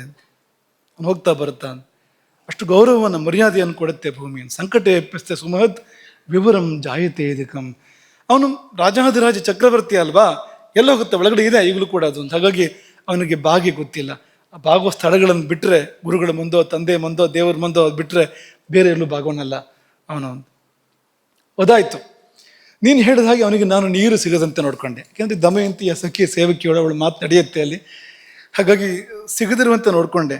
ಅವನು ಆ ನಿರೀಕ್ಷೆನೇ ಮಾಡಲಿಲ್ಲ ನೀರನ್ನು. ಮತ್ತೇನು ಮಾಡ್ದ ಅಂತಂದರೆ, ಅಲ್ಲಿ ಪಾಕದ್ರವ್ಯಗಳು, ಈಗ ಒಂದು ಭೋಜನ ಸಿದ್ಧಪಡಿಸ್ಬೇಕು ಅಂತ ದ್ರವ್ಯಗಳು ಬೇಕಲ್ವಾ, ಅಕ್ಕಿನೋ ಬೇಡನೋ ಮತ್ತೊಂದು ಎಲ್ಲ ಬೇಕಲ್ವಾ, ತೊಳೆಯೋದೆಲ್ಲ ಇರುತ್ತೆ, ಅದರಲ್ಲಿ ಪಾತ್ರೆಗಳನ್ನು ತೊಳ್ಕೊಬೇಕು ಎಲ್ಲ ಇರುತ್ತಲ್ವಾ, ಹಾಗೆ ತೊಳಿಬೇಕು. ಅದನ್ನು ತೊಳೆಯೋಕೆ ಬೇಕಾದ ಕುಂಭಗಳೆಲ್ಲ ಬಂದು ಸಿದ್ಧವಾಗಿದೆ. ಅಲ್ಲಿ ನೀರು ಬಂದಿಲ್ಲ, ನೀರು ತುಂಬಿಸಿಟ್ಟಿಲ್ಲ ಅದಕ್ಕೆ. ಇವನೇನು ಮಾಡಿದ ಅಂದರೆ, ಹೀಗೆ ನೋಡಿದ್ನಂತೆ ಆ ಕುಂಭಗಳ ಕಡೆಗೆ, ಒಂದ್ಸಾರಿ ದೃಷ್ಟಿ ಹಾಯಿಸಿದ್ನಂತೆ, ನೀರು ತುಂಬಿಕೊಂಡಿತು. ತೇನ ಅವೇಕ್ಷಿತ ಕುಂಭಾ ಪೂರ್ಣ ಏವಾಭವಂಸ್ತತಃ. ಯಾವ ಯಾವ ಕುಂಭವನ್ನು ಆ ಬಾಹುಕನ ವೀಕ್ಷಿಸಿದನೋ ಅವನ ದೃಷ್ಟಿ ಬಿದ್ದಲ್ಲಿ ನೀರು ತುಂಬಿತು ತಾನೇ ತಾನಾಗಿ. ಇಂಥದ್ದೊಂದು ಆಶ್ಚರ್ಯವನ್ನು ನಾನು ನೋಡಿದೆ. ಇದೇನು ಅಂದರೆ, ಜಲಭೂತದ ಮೇಲೆ ಆತನು ವಿಜಯವನ್ನು ಸಾಧಿಸಿದ ಕುರುಹು ಅಂತ. ಅವನು ಕರದಲ್ಲಿ ನೀರು ಬರ್ತದೆ ಅಂತ, ಅವನು ಬಯಸದಲ್ಲಿ ನೀರು ಪ್ರಕಟ ಆಗ್ತದೆ ಅಂತ. ಹಾಗಾಗಿ ಪಂಚಭೂತಗಳನ್ನು ಗೆದ್ದವನು ಎನ್ನುವ ಕುರುಹುಗಳು ಒಂದೊಂದಾಗಿ ಅಲ್ಲಿ ಗೋಚರ ಆಗ್ತಾ ಇದೆ ಏಕಾಂತದಲ್ಲಿ. ಅವನಿಗೆ ಗೊತ್ತಿಲ್ಲ ಇವಳು ಗುಪ್ತಚರ್ಯ ಮಾಡ್ತಾ ಇದ್ದಾಳೆ, ನೋಡ್ತಾ ಇದ್ದಾಳೆ ಅಂತ ಅವನಿಗೆ ಗೊತ್ತಿಲ್ಲ. ಇವಳು ತುಂಬ ಜಾಣೆಯರ ಜಾಣೆ, ದಮಯಂತಿಯ ಶಿಷ್ಯವಳು, ಸೇವಕಿಯವಳು, ಅವಳು ಜಾಣೆ. ಹಾಗಾಗಿ ಅವಳು ಪತ್ತೆ ಮಾಡ್ತಾ ಇದ್ದಾಳೆ ಅಂತ. ಇದಾಯಿತು, ಬೆಂಕಿ ಕೊಟ್ಟಿಲ್ವಲ್ಲ, ಈಗೇನು ಮಾಡ್ತಾನೆ ಅಂದರೆ, ಅದು ಮತ್ತೂ ವಿಚಿತ್ರ. ಒಲೆ ಮೇಲೆ ಪಾತ್ರೆ ಇಟ್ಟ, ನೀರು ತುಂಬಿಸಿ ಒಲೆ ಮೇಲೆ ಪಾತ್ರೆ ಇಟ್ಟ, ಆಮೇಲೆ ಬೆಂಕಿಗೆ ಏನು ಮಾಡ್ತಾನೆ ಅಂತ ಕುತೂಹಲದಿಂದ ನಾನು ಅಡುಗೆ ನೋಡ್ತಾ ಇದ್ದೆ. ಹುಲ್ಲಿನ ಒಂದು ಮುಷ್ಟಿ ಹುಲ್ಲನ್ನು ಕೈಗೆ ತಗೊಂಡ, ಒಣ ಹುಲ್ಲನ್ನು ಕೈಗೆ ತಗೊಂಡ, ಹೀಗೆ ಸೂರ್ಯನಿಗೆ ತೋರಿಸಿದ, ಅದನ್ನು ಬೆಂಕಿ ಹೊತ್ತಿ ಉರಿಯಿತು ಅಲ್ಲಿ. ತೃಣಮುಷ್ಟಿಂ ಸಮಾದಾಯ ಸವಿತುಸ್ತಂ ಸಮಾದಧತ್. ತೃಣಮುಷ್ಟಿಯನ್ನು ಕೈಗೆತ್ತಿಕೊಂಡು ಸೂರ್ಯನಿಗೆ ತೋರಿಸಿದಾಗ ಅದು ಪ್ರಜ್ವಲಿಸಿತು. ಅಥ ಪ್ರಜ್ವಲಿತಸ್ತತ್ರ ಸಹಸ ಹವ್ಯವಾಹನ. ಅಲ್ಲಿ ಅಗ್ನಿಯು ಪ್ರಜ್ವಲಿಸಿತು. ಇದು ಅಗ್ನಿಜಯ. ಅಗ್ನಿಯನ್ನು ಆಳುವವರು ಹೇಗಿರ್ತಾರೆ ಅಂದರೆ ಹೀಗಿರ್ತಾರೆ ಅಂತ. ಅವ್ರ ಕರದಲ್ಲಿ ಅಗ್ನಿ ಬರುತ್ತೆ ಅಂತ, ಹಾಗಿರ್ತಾರೆ ಅವರು ಅಂತ. ತದ್ ಅದ್ಭುತತಮಂ ದೃಷ್ಟ. ಇದನ್ನು ನೋಡಿ ನನಗೆ ಬವಳಿ ಬಂದಂತೆ ಆಯಿತು, ವಿಚಿತ್ರ ಅನಿಸೋಯಿತು ನನಗೆ. ಅದೇ ವಿಚಿತ್ರ ಆಶ್ಚರ್ಯದಲ್ಲಿ ನಾನು ಹೀಗೆ ಅಲ್ಲಿಂದ ಇಲ್ಲಿವರೆಗೆ ಹೇಗೆ ಬಂದೋ ಅದೇ ಥರ ಬಂದಿದ್ದೇನೆ ಇಲ್ಲಿಗೆ ಅಂತ ಆಕೆ ಹೇಳ್ಕೊಡ್ತಾ ಇದ್ದಾಳೆ. ಇದಾಯ್ತಲ್ಲ, ಇನ್ನೊಂದು ಮತ್ತೂ ವಿಚಿತ್ರ ನಡೆಯಿತು ಅಲ್ಲಿ ಅಂತ ಆಕೆ ವರದಿ ಮಾಡ್ತಾರೆ. ಅದೇನು ಅಂದರೆ, ಈ ಬೆಂಕಿ ಸರಿ ಮಾಡಬೇಕಲ್ಲ, ಅವನು ಒಳಗೆ ಕೈ ಹಾಕ್ತಾನೆ, ಬೆಂಕಿ ಒಳಗೆ ಕೈ ಹಾಕಿ ಸರಿ ಮಾಡ್ತಾನೆ, ಅವನಿಗೆ ಸುಡೋದಿಲ್ಲ ಅದು ಅಂತ. ಅನ್ಯಚ್ಚ ತಸ್ಮಿನ್ ಸುಮಹದಾಶ್ಚರ್ಯಂ ಲಕ್ಷಿತನ್ಮಯ. ಅನ್ಯಚ್ಚ ಮತ್ತೊಂದು ಆಶ್ಚರ್ಯ ಏನು ಅಂದರೆ, ಸುಮಹದಾಶ್ಚರ್ಯಂ ಯದಗ್ನಿಮಪಿ ಸಂಸ್ಪೃಶ್ಯ ನೈಮಾಸೋ ದಹ್ಯತೆ ಶುಭೆ. ಅಗ್ನಿಯನ್ನು ಮುಟ್ಟಿದರೂ ಕೂಡ ಅವನನ್ನು ಅಗ್ನಿ ಸುಡೋದಿಲ್ಲ. ಅಂದರೆ ಯಾವ ಮಟ್ಟದ ಸಖ್ಯ ಅವನಿಗೂ ಅಗ್ನಿಗೂ ಇರಬೇಕು, ಎಷ್ಟು ಅಗ್ನಿಯ ಒಲಮೆಯನ್ನು ಆತ ಸಂಪಾದನೆ ಮಾಡಿರಬೇಕು. ಈ ಭಾಗಗಳೇ ಮುಖ್ಯವಾಗಿ ನಾವು ನಿಮಗೆ ಇದನ್ನು ಹೇಳಬೇಕು ಅಂತ ಅಂದ್ಕೊಂಡಿರೋದು ಅಂತ. ಪಂಚಭೂತಗಳನ್ನ ಆಳಿದವರು ಅಗ್ನಿಯ ಜೊತೆಗೆ ಈ ಪ್ರಿಯ ಸಖ್ಯವನ್ನು ಇಟ್ಕೊಂಡವರು ಹೇಗಿರ್ತಾರೋ ನೋಡಿ ಅಂತ. ನಿಮಗೆ ನಾವು ನಿನ್ನ ಕಥೆ ಹೇಳುವಾಗ ಹೇಳಿದ್ವು, ಕಾರ್ಕೋಟಕ ನಾಗ ಕಾಡ್ಗಿಚ್ಚಿನಲ್ಲಿ ಸಿಕ್ಕಿಬಿದ್ದಿದ್ದ. ಅವನಿಗೇನು ಸಾಕಷ್ಟು ಬಲ ಇದೆ, ವೇಗವೂ ಕೂಡ ಇದೆ. ಅವನಿಗೆ ತಪ್ಪಿಸ್ಕೊಳ್ಳೋಕ್ಕಾಗದೇ ಇರುವಂಥ ಕಾಡ್ಗಿಚ್ಚೋದು. ಅಲ್ಲಿಂದ ಕಾರ್ಕೋಟಕನನ್ನು ನಲ ಹೇಗೆ ರಕ್ಷಣೆ ಮಾಡಿರ್ಬೋದು ಅಂದರೆ ಅವನನ್ನು ಸುಡೋದೇ ಇಲ್ಲ ಅಗ್ನಿ. ಹೋಗಿ ಎತ್ಕೊಂಡು ಬಂದಿರ್ತಾನಷ್ಟೇ. ಬೆಂಕಿ ಮಧ್ಯೆ ಹೋಗಿ ಕಾರ್ಕೋಟಕನನ್ನು ಎತ್ಕೊಂಡು ಈ ಕಡೆ ಬಂದಿರ್ತಾನೆ. ಯಾಕೆಂದರೆ ಅವನ ಮೇಲೆ ಅಗ್ನಿಯ ಆ ಪ್ರಭಾವ ಇಲ್ಲ, ಸುಡೋದಿಲ್ಲ ಅವನನ್ನು ಅಗ್ನಿ ಅಂತ. ಹಾಗಾಗಿ ಸಾಧ್ಯ ಆಗಿರುವಂಥದ್ದು ರಕ್ಷಣೆ ಅಂತ. ಅಗ್ನಿಯ ಜಯ ಅವನಿಗೆ ಎಷ್ಟರ ಮಟ್ಟಿಗೆ ಸಹಾಯಕ್ಕೆ ಬಂತು ಅಂದರೆ ಕಳೆದುಕೊಂಡಿದ್ದ ಎಲ್ಲವನ್ನೂ ಕೂಡ ಮರಳಿ ಪಡ್ಕೊಳ್ಳೋದಕ್ಕೆ ಈ ಅಗ್ನಿಜೈವ ಪೀಠಿಕೆ ಆಯಿತು. ಕಾರ್ಕೋಟಕ ಸಿಕ್ಕಿದ್ರಿಂದಾಗಿ ಮುಂದಿನದೆಲ್ಲ ಆಗುವಂಥದ್ದು ಅನುಕೂಲಗಳು ಅವನಿಗೆ ಅಂತ. ಹಾಗೆ ಅವನು ಕರೆದಲ್ಲೆಲ್ಲ ನೀರು ಬರ್ತಾ ಇದೆ ಅಂತ. ಅವ್ನು ಕೈ ತೊಳ್ಕೊಳ್ಬೇಕು ಅಂದರೆ ನೀರಲ್ಲಿದಂತ ನೋಡೋದೇ ಇಲ್ಲ ಅಂತ. ಅವನಿಗೆ ಎಲ್ಲಿ ಬೇಕೋ ಅಲ್ಲಿ ನೀರು ಬರುತ್ತೆ, ಅಲ್ಲಿ ಪ್ರಕಟ ಆಗುತ್ತೆ, ಹರಿಯುತ್ತೆ ನೀರು. ಇದನ್ನು ನೋಡಿದೆ ನಾನು. ಇದಾದ ಮೇಲೆ ಇನ್ನೊಂದು ವಿಚಿತ್ರವನ್ನು ನೋಡಿದೆ. ಹೂವುಗಳನ್ನು ತಗೊಂಡ ನಾನು, ಹೂವುಗಳನ್ನು ತಗೊಂಡು ಕೈಯಿಂದ ಮೆಲ್ಲನೆ ಹಿಸುಕಿದ ಹೂಗಳನ್ನು. ಸಾಮಾನ್ಯವಾಗಿ ಹೂವುಗಳನ್ನು ತಗೊಂಡು ಹಿಸುಕಿದ್ರೆ ಏನಾಗುತ್ತೆ ಅಂದರೆ ಹೂ ಹಾಳಾಗತ್ತೆ ಅಲ್ವಾ? ಹೂವಾಗಿ ಉಳ್ಕೊಳ್ಳುತ್ತೆ. ಅದ್ರ ನಂತರ ನೀವು ಹೀಗಂದ್ರೆ ಏನಾಗತ್ತೆ? ಹೂ ತಗೊಂಡು, ಹೂ ಅಂದರೆ ಮೃದು ಅಲ್ವಾ? ಕುಸುಮ ಕೋಮಲ ಅಂತ ಹೇಳ್ತಾರಲ್ಲ, ಅಷ್ಟು ಮೃದು ಅಲ್ವಾ ಅದು ಅಂತ. ಅದು ಇಲ್ಲ, ಹಾಗಲ್ಲ ಅಂತ. ಅವನು ಹೀಗೆ ಅದನ್ನು ಹಿಸುಕಿದಂತೆ ಅವು ಅರಳಿದವು ಹೂವುಗಳು, ಮತ್ತಷ್ಟು ಪರಿಮಳ ಭರಿತವಾದವು, ಪರಿಮಳ ಸೂಸಿದವು. ಮಹಾಪುರುಷ ಲಕ್ಷಣ ಅದು. ಒಬ್ಬ ಅಸಾಮಾನ್ಯ ಪುರುಷ ಅವನು ಅನ್ನೋದ್ರ ಕುರುಹು. ಇಂಥವನಿಗೆ ಪಾಪ ಎಂಥ ಕಷ್ಟ ಬಂತು ನೋಡಿ. ಇಂಥವನನ್ನು ಕಾಡು ಪಾಲು ಮಾಡಲಾಯಿತು ಮೋಸದಿಂದ. ಅಂದರೆ ಏನಾಗಿರ್ಬೇಕು ಆ ಪ್ರಜೆಗಳಿಗೆ ಅಂತ. ಸುಹೃದಾಂ ಶೋಕವರ್ಧನ ಅಂತ ಅಲ್ಲಿ ವರ್ಣನೆ ಮಾಡ್ತಾರೆ. ಅವನು ಕಾಡಿಗೆ ಹೋಗ್ತಾ ಇದ್ರೆ ಇಡೀ ನಗರವೇ ರೋಧಿಸಿತ್ತು. ಎಲ್ಲ ಅಷ್ಟು ವ್ಯಥೆಪಟ್ಟರು. ಇಂಥ ಅದ್ಭುತಗಳನ್ನೆಲ್ಲ ನೋಡಿ ನಾನು ಮರಳಿ ಬಂದೆ. ದಮಯಂತಿಗೆ ಇದೆಲ್ಲ ಗೊತ್ತು, ಇದೆಲ್ಲ ಅವನ ಕುರುಹುಗಳು. ಆಕೆ ನಿತ್ಯ ನೋಡಿದ ಸಂಗತಿಗಳು ಇವೆಲ್ಲವೂ ಕೂಡ. ಬೇರೆಯವರಿಗೆ ಅದ್ಭುತ ಇರ್ಬೋದು, ಅವಳಿಗೆ ನಿತ್ಯ ಚರ್ಯೆ ಅದು, ಪ್ರತಿನಿತ್ಯ ನೋಡ್ತಾಳೆ ಅವಳು ಅದನ್ನು ಅಂತ. ಹಾಗಾಗಿ ಅಮನ್ಯತ ನಲಂ ಪ್ರಾಪ್ತಂ, ನಲನೇ ಬಂದಿರಬೇಕು ಎಂಬ ಭಾವ ಅವಳಿಗೆ ಬಂತು. ಕರ್ಮಚೇಷ್ಟಾಭಿಸೋಚಿತಂ, ರೂಪ ಅದನ್ನು ವ್ಯಕ್ತಪಡಿಸ್ತಾ ಇದ್ರು ಕೂಡ ಅವನ ಕರ್ಮ, ಅವನ ಚಟುವಟಿಕೆಗಳು ಅದನ್ನೇ ಹೇಳ್ತಾ ಇದ್ದಾವೆ, ನಲ ಅನ್ನೋದನ್ನು ಹೇಳ್ತಾ ಇದ್ದಾವೆ ಅಂತ. ಸಹ ಶಂಕಮಾನ ಭರ್ತಾರಂ ನಲಂ ಬಾಹುಕ ರೂಪಿಣಂ, ತನ್ನ ಪತಿ ನಲನೇ ಬಾಹುಕ ರೂಪದಿಂದ ಬಂದಿರಬೇಕು ಎನ್ನುವ ಗಾಢ ಶಂಕೆಯಲ್ಲಿ ಅಳಿವಿನ ಮಧ್ಯೆ, ಇಂಥದ್ದಾಯ್ತು ಅವನಿಗೆ, ಇಂಥ ಪರಿಸ್ಥಿತಿ ಬಂತ ಅಂತ ಅಳಿವಿನ ಮಧ್ಯದಲ್ಲಿ ಆಕೆ ತನ್ನ ಜಾಣ್ಮೆಯನ್ನು ಮತ್ತು ಮುಂದುವರಿಸ್ತಾಳೆ. ಹಾಗಾಗಿ ಕೊನೆಗೆ ಇನ್ನೊಂದು ಕೆಲಸ ಮಾಡು, ಹೇಗಾದರೂ ಅವನ ಅಡುಗೆಯನ್ನು ಕದ್ದು ತಗೊಂಡು ಬಾ ಅಂತ. ಅವನು ಅಡುಗೆ ಮಾಡ್ತಾ ಋತುಪರ್ಣನಿಗೋಸ್ಕರ ಅಡುಗೆ ಮಾಡ್ತಾ ಇದ್ದಾನೆ ಅವನು. ಹಾಗಾಗಿ ಅವನಿಗೆ ಗೊತ್ತಾಗದಂತೆ ಒಂದು ತುಂಡು ಆಹಾರ ಪದಾರ್ಥ ಅವನು ತಯಾರು ಮಾಡಿ ಇಟ್ಟಿದ್ದು ಅದನ್ನು ತಗೊಂಡು ಬಾ ಅಂತ. ಪಾಪ ಅವನು ಏನೋ ಅಡುಗೆ ಆ ಕಡೆ ಈ ಕಡೆ ಕೆಲಸದಲ್ಲಿ ವ್ಯಗ್ರನಾಗಿದ್ದಾಗ ಏಕೆ ಕದ್ಕೊಂಡ್ ಬಂದಂತೆ ಕೇಶನಿ. ಅಲ್ಲೋಗಿ ಅವ್ನು ತಯಾರು ಮಾಡಿ ಇಟ್ಟಿದ್ದನ್ನು ಒಂದು ತುಂಡನ್ನು ತಗೊಂಡು ಬಂದ್ಲಂತೆ ಕೇಶನಿ. ಅದನ್ನು ಸೇವಿಸಿದ ದಮಯಂತಿ ಬಿಕ್ಕಿ ಬಿಕ್ಕಿ ಹತ್ತಳು. ಯಾಕೆಂದರೆ ಶಾಶ್ವತ ನಲಸಿದ್ಧಸ್ಯ ಬಹುಶಃ ಪುರ ಅಂತ ಎಷ್ಟೋ ಬಾರಿ ಆಕೆ ಸೇವನೆ ಮಾಡಿದಾಳೆ. ನಲನ ಅಡುಗೆಯನ್ನು ದಮಯಂತಿ ಎಷ್ಟೋ ಬಾರಿ ಸೇವನೆ ಮಾಡಿದಾಳೆ. ಅಂದರೆ ಅವನು ಅಡುಗೆ ಮಾಡ್ತಾ ಇದ್ದ ಅಂತಾಯ್ತು, ಹೆಂಡತಿಗೂ ಕೂಡ ಮಾಡಿ ಬಿಡ್ತಾ ಇದ್ದ ಅಂತಾಯ್ತು. ಯಾರಾದರೂ ಒಂದು ವೇಳೆ ಗಂಡಂದಿರು ಅಡುಗೆ ಮಾಡಿದ್ರೆ ಅವ್ರು ಏನು ಸಂಕೋಚ ಪಡ್ಕೊಳ್ಳೋದು ಬೇಡ. ಯಾಕೆಂದರೆ ನಲಚಕ್ರವರ್ತಿ ಕೂಡ ಅವನು ಅಡುಗೆಯನ್ನು ಸಿದ್ಧಪಡಿಸಿ ಹೆಂಡತಿಗೆ ಬಡಿಸಿದ್ದು ಉಂಟು ಅಂತ ನಮ್ಗೆ ಸಿಗುತ್ತೆ ಇಲ್ಲಿ ಕುರುಹು ಅಂತ. ಅದು ಅಡುಗೆ ಭಟ್ರ ರೂಪದಲ್ಲ. ಅವಳಿಗೆ ಬೇರೆ ಯಾರು ಹಾಗೆ ಮಾಡ್ಕೊಡೋಕ್ಕೆ ಸಾಧ್ಯವೇ ಇಲ್ಲ. ನಲ ಹೇಗೆ ಮಾಡೋಕ್ಕೆ ಸಾಧ್ಯವೋ ಹಾಗೆ ಬೇರೆ ಯಾರಿಗೂ ಮಾಡೋಕ್ಕೆ ಸಾಧ್ಯ ಇಲ್ಲ. ನಲ ಪಾಕ ಅಂತ ಹೇಳ್ತಾರಲ್ಲ, ತನ್ನ ಹೆಂಡತಿಗೆ ಸಿಗಬೇಕು ಅಂತ ಅವನು ಆಸೆ ಪಟ್ಟರೆ ತಪ್ಪೇನು ಅಂತ ಹಾಗೆ ಮಾಡಿ ಕೊಟ್ಟಿದ್ದಾನೆ, ಮಾಡಿ ತಿನ್ನಿಸಿದ್ದಾನೆ ಆಕೆಗೆ ನಲ ಅಂತ. ಅದರ ನೆನಪಾಗಿ ಆಕೆ ತುಂಬ ರೋಧಿಸಿದಳು, ತುಂಬ ವಿಕ್ಲವಳಾದಳು ಆಕೆ. ಆಮೇಲೆ ಮುಖ ತೊಳೆದು ಬಂದು ಕೇಶನಿಗೆ ಹೇಳ್ತಾಳೆ, ಈಗ ಒಂದು ಕೆಲಸ ಮಾಡು, ಈಗ ನೀ ಮಾಡತಕ್ಕದ್ದು ಏನೂ ಇಲ್ಲ. ತನ್ನಿಬ್ಬರು ಮಕ್ಕಳು ಇಂದ್ರಸೇನ ಮತ್ತು ಇಂದ್ರಸೇನ ಅಂತ ಇಬ್ಬರು ಪುಟ್ಟ ಮಕ್ಕಳು ಕರ್ಕೊಂಡೋಗಿ ಅವನ ಮುಂದೆ ಬಿಡು, ಅವನು ಏನು ಮಾಡ್ತಾನೆ ನೋಡು ಅಂತ. ನೋಡಿ ಪರೀಕ್ಷೆಗಳು ಹೇಗಿದೆ ಅಂತ. ಮಿಥುನಂ ಪ್ರೇಷಯ ಮಾಸ, ಆ ಜೋಡಿ ಮಕ್ಕಳನ್ನು ಕಳುಹಿಸಿಕೊಡ್ತಾಳೆ ಕೇಶಿನಿಯ ಜೊತೆಗೆ ದಮಯಂತಿ. ಕೇಶಿನಿ ತಾನು ಮೊದಲು ಮುಂದೆ ಹೋಗೋದಿಲ್ಲ, ಮಕ್ಕಳನ್ನು ಮುಂದೆ ಬಿಟ್ಟು ಹಿಂದಿಂದ ತಾನು ಬರ್ತಾಳೆ. ಆ ಮಕ್ಕಳನ್ನು ಕಂಡೊಡನೆಯೇ ನಲನಿಗೆ ತಡ್ಕೊಳ್ಳೋಕ್ಕೆ ಸಾಧ್ಯ ಆಗಲಿಲ್ಲ. ಅಭಿಧೃತ್ಯ ಅಂತ ತಾನಿರುವಲ್ಲಿಂದ ಎದ್ದು ಧಾವಿಸಿದ ಅಂತ ಮಕ್ಕಳ ಕಡೆಗೆ. ಗಾಢವಾಗಿ ಮಕ್ಕಳನ್ನು ತಬ್ಬಿಕೊಂಡು ತನ್ನ ತೊಡೆ ಮೇಲೆ ಕೂಸ್ಕೊಳ್ತಾನೆ.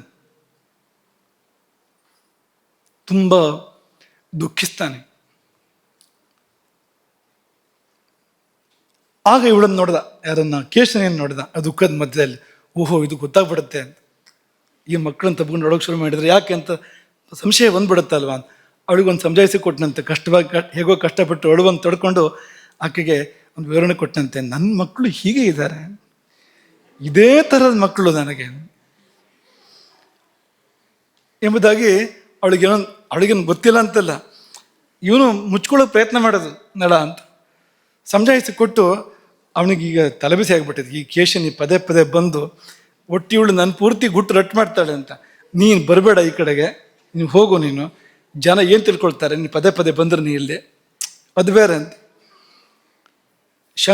ಜನಶಂಕೇತ ದೋಷತಃ, ಜನರು ತಪ್ಪು ತಿಳ್ಕೊಳ್ತಾರೆ, ನೀವು ಮೊದಲು ಹೋಗು ಇಲ್ಲಿಂದ ಅಂತ ಕೇಶನಿಗೆ ಹೇಳಲ್ಲಂತೆ. ಕೇಶನಿ ಬಂದು ಇದನ್ನು ದಮಯಂತಿಗೆ ಹೇಳ್ತಾಳೆ. ದಮಯಂತಿಗೆ ಖಚಿತ ಆಯಿತು, ಅದು ನಳ ಅಂತ ರೂಪವೊಂದನ್ನು ಬಿಟ್ಟು ಖಚಿತ ಆಯಿತು.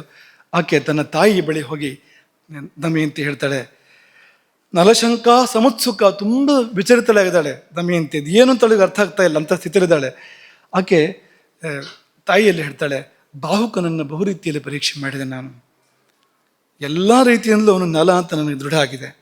ಒಂದು ಮಾತ್ರ ಅರ್ಥ ಆಗ್ತಾ ಇಲ್ಲ, ಈ ರೂಪ ಹೇಗೆ, ಈ ರೂಪ ಹೇಗೆ, ನಲನ ರೂಪ ಕಾಣ್ತಾ ಇಲ್ಲ ಅಲ್ಲಿ, ಅದೊಂದು ಬಿಟ್ಟು ಮತ್ತೆಲ್ಲ ನನಗೆ ದೃಢ ಆಗಿದೆ. ನಾನೇ ಹೋಗಿ ಮಾತಾಡಬೇಕು, ಇನ್ನು ಆತನಲ್ಲಿ ಅನುಮತಿ ಕೊಡು. ಒಂದೋ ನಲ ಇಲ್ಲಿಗೆ ಬರಬೇಕು, ಅಥವಾ ನಾನೇ, ಅಥವಾ ಬಾಹುಕ ಇಲ್ಲಿಗೆ ಬರಬೇಕು, ಅಥವಾ ನಾನೇ ಅವನಿರುವಲ್ಲಿಗೆ ಹೋಗಬೇಕು. ಎರಡರಲ್ಲಿ ಒಂದು ಈಗ ಆಗಬೇಕೀಗ, ನಾನು ಹೋಗಿ ಮಾತಾಡಬೇಕು, ನಂಗೆ ಅನುಮತಿ ಕೊಡು ಅಂತ. ಅವತ್ತಿನ ಕಾಲ ಹೇಗಿತ್ತು ಅಂದರೆ, ಹಾಗೆ ಕುಲಸ್ತ್ರೀಯರು ಹೋಗಿ ಯಾರೋ ಪರಪುರುಷನಲ್ಲಿ ಮಾತಾಡುವಂತೆ ಇರಲಿಲ್ಲ. ಒಂದು ಚೌಕಟ್ಟಿನ ಒಳಗೆ ಇರ್ತಾ ಇದ್ರು ಅಂತ. ಹಾಗಾಗಿ ವ್ಯವಸ್ಥೆಗಳು ತುಂಬ ಚೆನ್ನಾಗಿದ್ವು. ಇವತ್ತಿನ ಹದಗೆಟ್ಟಿರಲಿಲ್ಲ ಅವತ್ತು. ಇವತ್ತು ಆ ಚೌಕಟ್ಟು ಇಲ್ಲದೆ ಇದ್ರಿಂದ ಎಲ್ಲ ಅಸ್ತವ್ಯಸ್ತ, ಏನೇನೋ ಆಗ್ತಾ ಇದೆ. ಆಗಬಾರದ್ದೆಲ್ಲ ಇವತ್ತು ಆಗ್ತಾ ಇರೋದನ್ನು ಕಾಣ್ತೇವೆ ನಾವು.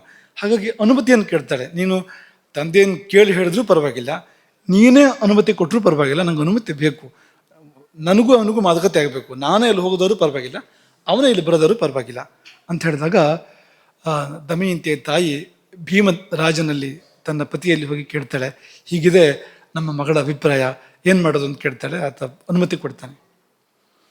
ಅನುಮತಿ ಕೊಟ್ಟಾಗ ತಂದೆ ತಾಯಿ ಇಬ್ಬರು ಅನುಮತಿ ಕೊಟ್ಟಿದ್ದಾರೆ. ನೋಡಿ ಎಷ್ಟು ಚೆನ್ನಾಗಿತ್ತು ಆ ವ್ಯವಸ್ಥೆ ನೋಡಿ ಅಂತ. ಅದು ಅವರಿಗೆ ಒಳ್ಳೆಯದು. ಹಾಗಿರುವಂಥದ್ದು ಹೆಣ್ಮಕ್ಳಿಗೆ ತುಂಬ ಒಳ್ಳೆಯದು. ಇಲ್ದಿದ್ರೆ ತೊಂದರೆಗಳು ಬರೋದು ಅವರಿಗೇನೆ, ಜೀವನ ಅಸ್ತವ್ಯಸ್ತ ಆಗೋದು ಅವರಿದ್ದೇನೆ. ಆ ಒಂದು ಚೌಕಟ್ಟು ಬೇಲಿ ಇಲ್ಲದೆ ಇದ್ದಾಗ ಅನಾಹುತಗಳಾಗ್ತವೆ. ಅನುಜ್ಞೆ ಸಿಕ್ಕಿತು. ಕೇಶನಿಗೆ ದಮಯಂತಿ ಸೂಚನೆ ಕೊಡ್ತಾಳೆ, ಹೋಗಿ ಹೇಳು ಬಾಹುಕನಿಗೆ ಭೀಮರಾಜನ ಅಪ್ಪಣೆಯಾಗಿದೆ, ಬರಬೇಕಂತೆ, ಇಲ್ಲಿಗೆ ದಮಯಂತಿಯ ಭವನಕ್ಕೆ ಬರಬೇಕಂತೆ ಅಂತ ಹೋಗಿ ಹೇಳಿ ಕರ್ಕೊಂಡು ಬಾ ಬಾಹುಕನನ್ನು. ಆಕೆ ಹೋಗಿ ಬಾಹುಕನಿಗೆ ಹೋಗಿ ಹೇಳ್ತಾಳೆ, ಕೇಶನಿ ಮತ್ತ್ಯಾಕೆ ಬಂದ ನೀನು ಅಂತ. ಅವನಿಗೆ ಪಾಪ ಬಾಹುಕನಿಗೆ ನರನಿಗೆ ತಾಪತ್ರೆ ಆಗಿಬಿಟ್ಟಿದೆ ಈ ಕೇಶನಿಯ ಸಹವಾಸ. ಆಕೆ ಹೇಳಿದಂತೆ, ನಾನಾಗಿ ಬರಲಿಲ್ಲ, ರಾಜಾಜ್ಞೆ ಆಗಿದೆ, ಭೀಮರಾಜರ ಅಪ್ಪಣೆ ಆಗಿದೆ, ನೀನು ಬರ್ಬೇಕಂತೆ ಅಲ್ಲಿಗೆ ಅಂತ ಅಂದಾಗ ಸುಮ್ಮನೆ ಕೂತ್ಬಿಟ್ಟಂತೆ ಬಾಹುಕ. ಸುಮಾರು ಹೊತ್ತು ಯೋಚನೆ ಮಾಡ್ತಾ ಕೂತ. ಅಂದು ಏನು ಮಾಡಲಿ, ಹೋಗ್ಲೋ ಬಿಡ್ಲೋ.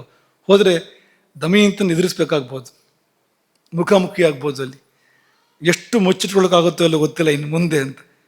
ಹಾಗಾಗಿ ಏನು ಮಾಡಲಿ ಅಂತ ಯೋಚನೆ ಮಾಡಿ ಕೊನೆಗೆ ಗಟ್ಟಿಯಾಗಿ ಮನಸ್ಸನ್ನು ಮಾಡಿ ಕೇಶಿನಿಯ ಜೊತೆಯಲ್ಲಿ ದಮಯಂತಿಯ ಮನೆಯನ್ನು ಪ್ರವೇಶ ಮಾಡ್ತಾನೆ. ದಮಯಂತಿಯನ್ನು ನೋಡ್ತಾ ಇದ್ದಾಗೆ ಅವನು ಕರಗಿ ಧಾರಾಕಾರವಾಗಿ ಕಣ್ಣೀರಿಡ್ತಾನೆ. ನಲ ತಾಮಸ್ಮ ದೃಷ್ಟ್ವೈವ ಸಹಸ ದಮಯಂತೀಂ ನಲೋ ನೃಪಃ ಆವಿಷ್ಟ ಶೋಕ ದುಃಖಾಭ್ಯಾಂ ಬಭೂವ ಅಶ್ರು ಪರಿಪ್ಲುತಃ. ಕಣ್ಣೀರಲ್ಲಿ ನೆನೆದು ಹೋದ, ಕಣ್ಣೀರ ಧಾರೆ ಹರಿಯಿತು. ಅದು ಆಕೆಗೂ ಹಾಗೆ ಆಯಿತು, ದಮಯಂತಿಗೂ ಹಾಗೆ ಆಯಿತು. ಆಕೆಗೂ ಕೂಡ ತೀವ್ರ ಶೋಕ ಸಮಾವಿಷ್ಟ, ಅತಿಶಯ ಶೋಕ ಆಕೆಯನ್ನು ಆವರಿಸ್ತು. ಈ ನಲ ನೋಡ್ತಾನೆ ದಮಯಂತಿಯನ್ನು.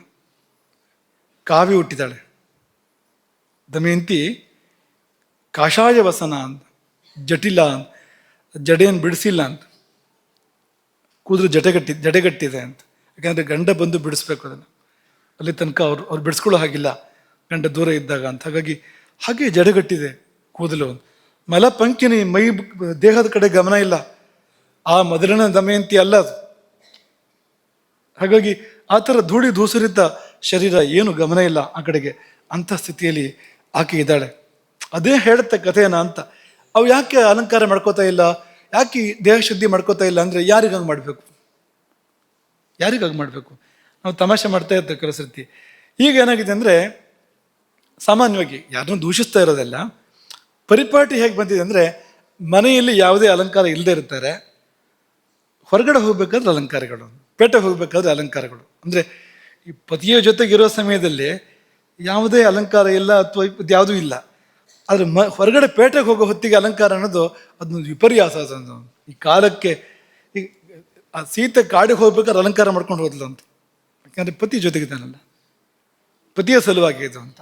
ಆದರೆ ಇದು ತುಂಬ ಹಿಂದೆ ಮುಂದೆ ಆಗಿಬಿಟ್ಟಿದೆ ಇವತ್ತು. ಯಾಕೆ ಅಂತ ಯೋಚನೆ ಮಾಡಿದ್ರಿಗೆ ತಲೆಬಿಸಿ ಆಗಬೇಕು ಅಂತ, ಆ ಥರ ಇದೆ ಅಂತ. ಇದನ್ನು ಬಿಡಿಸೋಕೆ ಹೋದರೆ ತಲೆಬಿಸಿ ಆಗೋ ಥರ ಇದೆ ಇದು ಅಂತ.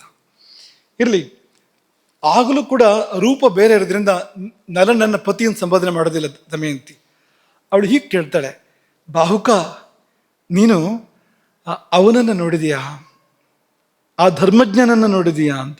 ಯಾರನ್ನ ಅಂದರೆ, ರಾತ್ರಿ ಪತ್ನಿಯನ್ನು ಬಿಟ್ಟು ಹೋದವನು, ಗಾಢ ನಿದ್ರೆಯಲ್ಲಿದ್ದಂಥ ಪತ್ನಿಯನ್ನು ಮಧ್ಯರಾತ್ರಿ ಬಿಟ್ಟು ಹೋದವನನ್ನು ನೀನು ನೋಡಿದ್ಯಾ? ಅವಳದೇನು ತಪ್ಪಿರಲಿಲ್ಲ ಪಾಪ. ಕಾಡು ಬೇರೆ, ಶ್ರಮದಿಂದಾಗಿ ನಿದ್ದೆ ಬಂದಿದೆ. ಯಾರು ತಾನು ಬಿಟ್ಟು ಹೋಗ್ತಾರೆ ಅಂಥ ಪತ್ನಿಯನ್ನು, ನಲನೊಬ್ಬನನ್ನು ಬಿಟ್ಟು? ನಲನೊಬ್ಬನನ್ನು ಹೊರತುಪಡಿಸಿ ಆ ಸ್ಥಿತಿಯಲ್ಲಿ ಸತಿಯನ್ನು ಬಿಟ್ಟು ಹೋಗೋರು ಯಾರು ಅಂತ ಕೇಳ್ತಾಳೆ. ಮಾತ್ರ ಅಲ್ಲ, ನಾನು ಏನು ಅಪರಾಧ ಮಾಡಿದ್ದೆ? ಕಿಮುತಸ್ಯ ಮಯಾ ಬಾಲ್ಯಾದ ಅಪರಾಧಂ ಮಹೀಪತೆಗೆ. ಅವನಿಗೆ ನನ್ನಿಂದ ಅದು ತಪ್ಪಾದರೂ ಏನು? ಈಗಲ್ಲ, ಚಿಕ್ಕ ವಯಸ್ಸಿಂದ ಆರಂಭ ಮಾಡಿ ಎಂದಾದರೂ ನನ್ನಿಂದ ಏನಾದರೂ ತಪ್ಪಾಯ್ತಾ? ಯಾಕೆಂದ್ರೆ ನಾನು ಬಿಟ್ಟು ಹೋದ? ದೇವತೆಗಳನ್ನು ಬಿಟ್ಟು ನಾನು ಅವನನ್ನು ಬರೆಸಿದ್ದೆ. ಮನಸ್ಸು ಮಾಡಿದರೆ ಇಂದ್ರನನ್ನೋ ಅಥವಾ ಯಮನನ್ನೋ ವರಿಸ್ಬೋದಾಗಿತ್ತು, ನಾನು ಬಿಟ್ಟು ಆತನನ್ನು ಬರೆಸಿದ್ದೆ. ಮಕ್ಕಳಿವೆ, 2 ಮುದ್ದಾದ ಮಕ್ಕಳಿವೆ, ಇಂಥವಳನ್ನು ಬಿಟ್ಟು ಹೋದ್ನಲ್ಲ ಅವನು. ಅದು ಕೂಡ ಪಾಣಿಗ್ರಹಣ, ಅಗ್ನಿಸಾಕ್ಷಿಯಾಗಿ ಮಾಡಿ, ಎಂದೂ ನಿನ್ನನ್ನು ಬಿಟ್ಟಿರಲಾರೆ, ರಕ್ಷಣೆ ಮಾಡ್ತೇನೆ ಎನ್ನುವಂಥ ವಚನ ಕೊಟ್ಟು ಎಲ್ಲಿ ಹೋಯಿತು ವಾಕ್ಯ ಅದು ಎಂಬುದಾಗಿ ಬಾಹುಕನನ್ನು ಕೇಳ್ತಾಳೆ ದಮಯಂತಿ. ತುಂಬ ಕಣ್ಣೀರು ಸುರಿಸ್ತಾಳೆ, ಅವನು ಕಣ್ಣೀರು ಸುರಿಸ್ತಾನೆ, ನಲನು ಕಣ್ಣೀರು ಸುರಿಸ್ತಾನೆ. ಕಣ್ಣು ಕೊನೆ ಕೆಂಪಾಗಿದೆ ನಲನದ್ದು. ಅತೀವ ಕೃಷ್ಣತಾರಾಭ್ಯಾಂ ರಕ್ತಾಂತಾಭ್ಯಾಂ ಚಲಂತತು. ಅವನು ಹಾಗೆ ಹೇಳ್ತಾನೆ, ನಾನೇ ನಲ ಅಂತ. ನಲ ಇನ್ನೇನು ಮುಚ್ಚಿಡೋಕ್ಕೆ ಜಾಗ ಇಲ್ಲ. ಯಾಕೆಂದರೆ ಹೆಂಡತಿ ಮುಂದೆ ಯಾವುದನ್ನು ಮುಚ್ಚಿಡಬಾರ್ದು ಅಂತಲೇ ಶಾಸ್ತ್ರ ಇರುವಂಥದ್ದು. ಗಂಡ ಹೆಂಡತಿ ಮಧ್ಯದಲ್ಲಿ ಹಾಗೇನು ಮಾಡುವಂಥ ಸಂದರ್ಭ ಏನು ಇಲ್ವಲ್ಲ ಅಂತ. ಅದು ಅವರಿಗೆ ಸಂಬಂಧಪಟ್ಟ ವಿಚಾರ ಆದಾಗಂತೂ ಮುಚ್ಚಿಡಬಾರ್ದಲ್ಲ. ಹಾಗಾಗಿ ನಲೋಹಂ ವಿಫಲ ಶ್ರೋಣಿ, ನಾನೇ ಅವನು, ನಿನ್ನನ್ನು ಬಿಟ್ಟು ಹೋದವನು. ಆದರೆ ನಾನಾಗಿ ನಿನ್ನನ್ನು ಬಿಟ್ಟು ಹೋಗಲಿಲ್ಲ. ಕಲಿ ತಂದ ಕೇಡು ಅದು, ಕಲಿ ಕೆಡಿಸಿದ್ದದು, ನನ್ನೊಳಗೆ ಹೊಕ್ಕ ಕಲಿ ಮಾಡಿಸಿದ್ದು ಅದು. ರಾಜ್ಯ ಕಳ್ಕೊಂಡೆ, ನಾನು ಕಳ್ಕೊಂಡಿದ್ದಲ್ಲ, ಕಲಿ ಮಾಡಿಸಿದ್ದದು. ನಿನ್ನನ್ನು ಬಿಟ್ಟೆ, ನಾನು ಬಿಟ್ಟಿದ್ದಲ್ಲ, ಕಲಿ ಬಿಡಿಸಿದ್ದದು. ಈಗ ಕಲಿಗೆ ತಕ್ಕ ಶಾಸ್ತಿಯಾಗಿದೆ. ಕಲಿ ನನ್ನನ್ನು ಬಿಟ್ಟು ಹೋಗಿದ್ದಾನೆ. ಯಾಕೆ ಬಿಟ್ಟು ಹೋಗಿದ್ದಾನೆ ಅಂದರೆ, 3 ಅಗ್ನಿಗಳು ಸುಟ್ಟವು ಕಲಿಯನ್ನು. ನನ್ನೊಳಗೆ 3 ಕಡೆಯಿಂದ ಅಗ್ನಿಗಳು ಸುಟ್ಟು ಅವನನ್ನು. ಒಂದು ನಿನ್ನ ಶಾಪ, ದಮಯಂತಿಯ ಶಾಪ, ಆಕೆ ಶಪಿಸಿಲ್ಲಲ್ಲ ದಮಯಂತಿ ಕಲಿಯನ್ನು, ನಲ ಕಾಣದೇ ಇದ್ದಾಗ ಅದು. ಇನ್ನೊಂದು ನಲನ ತಪಸ್ಸು, ಒಳಗೆ ಅಗ್ನಿ ಜಾಗೃತಿ ಪೂರ್ಣವಾಗಿದೆ ನಲನೊಳಗೆ, ದೋಷ ಇರಲಿಕ್ಕೆ ಸಾಧ್ಯ ಇಲ್ಲ. ಇಲ್ಲಿ ಕಲಿ ಹೇಗಿದ್ದಾನೋ ಅವನಿಗೆ ಗೊತ್ತು. ಭಾರೀ ಕಷ್ಟದಲ್ಲಿ ಕಲಿ ಕಾಲ ಕಳೆದಿದ್ದಾನೆ, ಕಲಿಗೆ ಕಲಿ ಬಂದ್ಬಿಟ್ಟಿದೆ ಅಂತ. ಈಗೆಲ್ಲ ಬಹಳ ತಂಪಾಗಿದ್ದಾನೆ ಕಲಿ, ಏನು ತೊಂದರೆ ಇಲ್ಲ, ಕಲಿಯುಗವೇ ಅಲ್ಲ ಈಗ. ಆದರೆ ಆಗ ಅದಲ್ಲ. ಹಾಗಾಗಿ ಕಲಿಯನ್ನೇ ಎಣ್ಣೆ, ಇದು ಏನು ಕುದಿಯುವ ಎಣ್ಣೆಗೆ ಹಾಕಿ ಬೇಯಿಸ್ತಾರಾಗಿದೆ ಅಂತ ಸ್ಥಿತಿ ಇದೆ. 3ನೇದು ಕಾರ್ಕೋಟಕನ ವಿಷ. ದಮಯಂತಿಯ ಅಗ್ನಿ ಶಾಪಾಗ್ನಿ, ನಲನ ವೈಶ್ವಾನರಾಗ್ನಿ ತಪಸ್ಸು, ಕಾರ್ಕೋಟಕನ ವಿಷ. ಈ 3ರಿಂದಲೂ ಸುಟ್ಟು ಸುಟ್ಟು ಸುಟ್ಟು ಸುಟ್ಟು ಅವನು ಬಿಟ್ಟು ಓಡಿ ಹೋಗಿದ್ದಾನೆ ಈಗ. ಹಾಗಾಗಿ ಈಗ ನಮ್ಮ ದುಃಖಕ್ಕೆ ಕೊನೆ ಆಗಬೇಕು, ಈಗ ನಮ್ಮ ದುಃಖ ಮುಗಿಬೇಕು ಎಂಬುದಾಗಿ ಹೇಳಿ ಒಂದು ಮಾತನ್ನು ಹೇಳ್ತಾನೆ. ಆ ಕಲಿಯನ್ನು ತೊರೆದು ನಾನು ಈ ಕಡೆ ಬಂದೆ. ವಿಮುಚ್ಚ ಮಾಮಗತಃ ಪಾಪ, ಆ ಪಾಪ ಅಂತ ಕಲಿ ನನ್ನನ್ನು ಬಿಟ್ಟು ಹೋದ, ನಾನು ಈ ಕಡೆ ಬಂದೆ. ಯಾಕೆ ಬಂದೆ ಅಂದರೆ ಸ್ವದರ್ಥಂ ವಿಪುಲ ಶ್ರೋಣಿ, ನಿನಗಾಗಿ ಬಂದೆ. ನಹಿಮೆ ಅನ್ಯದ್ ಪ್ರಯೋಜನ, ಬೇರೆ ಏನು ಪ್ರಯೋಜನ ಇಲ್ಲ, ಬೇರೆ ಏನು ಕೆಲಸ ಇಲ್ಲ ನನಗೆ. ಆ ಋತುಪರ್ಣನ ತಲುಪಿಸ್ಬೇಕು ಅಂತ ಬಂದಿದ್ದಲ್ಲ, ನಾನು ಬರಬೇಕು ಅಂತ ಬಂದಿದ್ದು, ನಿನ್ನನ್ನು ನಾನು ನೋಡಬೇಕು ಅಂತ ಬಂದಿದ್ದು ಎಂದು ಹೇಳುವಾಗ ಅವನಿಗದು ನೆನಪಾಗಿ ಪುನಃ ನೋವಾಯಿತು. ಯಾವುದು? ನಿನಗೆ ಮತ್ತೊಂದು ಮದುವೆಯಾ ಅಂತ ಕೇಳ್ತಾನೆ ದಮಯಂತಿ. ನಾನು ಮರುಮದುವೆಯೇ ನಿನಗೆ? ನಾನು ಇರುವಾಗ ಮರುಮದುವೆಯೇ ನಿನಗೆ? ಹೇಗೆ ನೀನು ಈ ಕೆಲಸ ಮಾಡಿದೆ? ಇನ್ನೊಬ್ಬರ ಮೇಲೆ ಹೇಗೆ ನೀನು ಮನಸ್ಸನ್ನು ಮಾಡಿದೆ? ನೀನು ಇನ್ನೊಂದು ಮದುವೆಗೆ ಹೇಗೆ ಮನಸ್ಸನ್ನು ಮಾಡಿದೆ? ನೀನು ಜಗತ್ತಿನಲ್ಲಿ ಎಲ್ಲ ಕಡೆ ಈ ಭೀಮರಾಜನ ದೂತರು ಸಂಚಾರ ಮಾಡ್ತಾ ಇದ್ದಾರೆ. ದಮಯಂತಿಗೆ ಎರಡನೇ ಮದುವೆ, ದಮಯಂತಿಗೆ ಎರಡನೇ ಮದುವೆ, ಪುನಃ ಸ್ವಯಂವರ ಅಂತ ಅಡ್ಡಾಡ್ತಾ ಇದ್ದಾರೆ ದೂತರು. ನಾನು ಇರಲಾಗಿ ಏನಿದು ಅಂತ ಕೇಳಿದಾಗ ದಮಯಂತಿ ಅವನು ಮಾಡುವಾಗ ಮಾಡಿಬಿಟ್ಟಿದ್ದಾಳೆ, ಅದನ್ನು ಹೇಗಾದರೂ ಕರೆಸ್ಬೇಕು ಅಂತ ಮಾಡಿಬಿಟ್ಟಿದ್ದಾಳೆ. ಈಗ ಅವಳಿಗೆ ಒಂದು ಭಾಸ ಆಗ್ತಾ ಇದೆ, ಏನು ಅನಿಸಿರ್ಬೋದು ಅವನಿಗೆ, ನಲನಿಗೆ, ಅವನ ಹೃದಯ ಮನಸ್ಸು ಏನಾಗಿರ್ಬೋದು ಇದನ್ನು ಕೇಳಿದಾಗ ಅಂತ ಅವಳಿಗೆ ಈಗ ಭಾಸ ಆಗ್ತಾ ಇದೆ. ದಮಯಂತಿ ನಡುಗಿ ಹೋದಳು. ಒಂದು ಪ್ರಾಂಜಲರು ವೇಪಮಾನ ಚ ಭೀತ, ಭಯ ಆಯಿತು ಅವಳಿಗೆ. ಕೈ ಮುಗಿದಳು ಅಂತ ಏನು ಹೇಳ್ತಾಳೆ? ಕಲ್ಯಾಣ ಅಂತ ಸಂಬೋಧನೆ ಮಾಡ್ತಾಳೆ ನಳನನ್ನ. ನನ್ನನ್ನು ಶಂಕಿಸಬೇಡ, ನಾನು ದೇವತೆಗಳನ್ನು ಬಿಟ್ಟು ನಿನ್ನನ್ನು ವರಿಸ್ತವಳು, ನಾನು ಯಾಕೆ ಬೇರೆಯವ್ರನ್ನ ವರಿಸ್ತೇನೆ ನಿನ್ನನ್ನು ಬಿಟ್ಟು? ಮತ್ತೇನು ಇದೆಲ್ಲ ಅಂದರೆ ನಿನಗಾಗಿ ಮಾಡಿದ ನಾಟಕ ಇದು. ನನ್ನ ವಚನಕ್ಕೆ ನಿನ್ನ ಪ್ರತಿವಚನ ಬಂತು ಅಯೋಧ್ಯೆಯಿಂದ, ಅದರ ರೂಪ ಬೇರೆ ಇತ್ತು. ಪತ್ತೆ ಮಾಡಬೇಕಾಗಿತ್ತು ನನಗೆ, ನೀನು ಹೌದೋ ಅಲ್ವೋ ಅಂತ. ಪತ್ತೆ ಮಾಡೋದಕ್ಕೆ ದಾರಿ ಏನು? 100 ಯೋಜನದ ದಾರಿ ಅಯೋಧ್ಯೆಯಿಂದ ವಿದರ್ಭ ಗುಂಡಿನಾಪುರ, ಒಂದು ದಿವಸದಲ್ಲಿ ಬರಬೇಕು ಅಲ್ಲಿಂದ ಇಲ್ಲಿಗೆ. ಯಾರಿಗೆ ಬರೋ ಶಕ್ತಿ ಇದೆಯೋ ಅವನು ನಲನೇ, ಅವನು ಬೇರೆ ಯಾರೂ ಅಲ್ಲ. ಆ ಕಾರಣಕ್ಕಾಗಿ ನಾನು ಈ ಪುನಃ ಸ್ವಯಂವರದ ನಾಟಕ ಮಾಡಬೇಕಾಯ್ತು. ಯಾಕೆಂದರೆ ನೀನು ಬರದೇ ಇರೋದಿಲ್ಲ ಆಗ ಅಂತ. ನನಗೆ ಪುನಃ ಸ್ವಯಂವರ ಅಂದರೆ ಆಗ ನೀನು ಯಾಕೆ ಸುಮ್ಮನೆ ಇರ್ತೀಯ? ನೀನು ಬಂದೇ ಬರ್ತೀಯ ಆಗ ನೀನು ಅಂತ. ಅದು ಕಾರಣ. ಇಲ್ಲಿದ್ದರೆ ಅವನು ಬರಲೇಬೇಕು ಅಂತ ಏನಿದೆ, ಬರಲೇಬೇಕು. ಬೇರೆ ಯಾವುದೋ ಸ್ವಯಂವರ ಆದರೆ ಅವನು ವಾರ್ಷಣೆಯನ್ನು ಕರ್ಕೊಂಡು ಹೋಗು ಅಂತ ಹೇಳ್ಬೋದು ಅವನು. ಅದಿಲ್ಲ, ಹಾಗಾಗೋದಿಲ್ಲ ಅಂತ. ಅದು ಕಾರಣ, ಬೇರೆ ಏನೂ ಇಲ್ಲ ಅಂಥೇಳಿ ಪ್ರತಿಜ್ಞೆಗಳನ್ನು ಮಾಡ್ತಾಳೆ ಆಕೆ ದಮಯಂತಿ. ಒಂದು ನರನ ಪಾದಸಾಕ್ಷಿ ಪ್ರತಿಜ್ಞೆ, ಇನ್ನೊಂದು ವಾಯುವಿನ ಮೇಲಾಣೆ.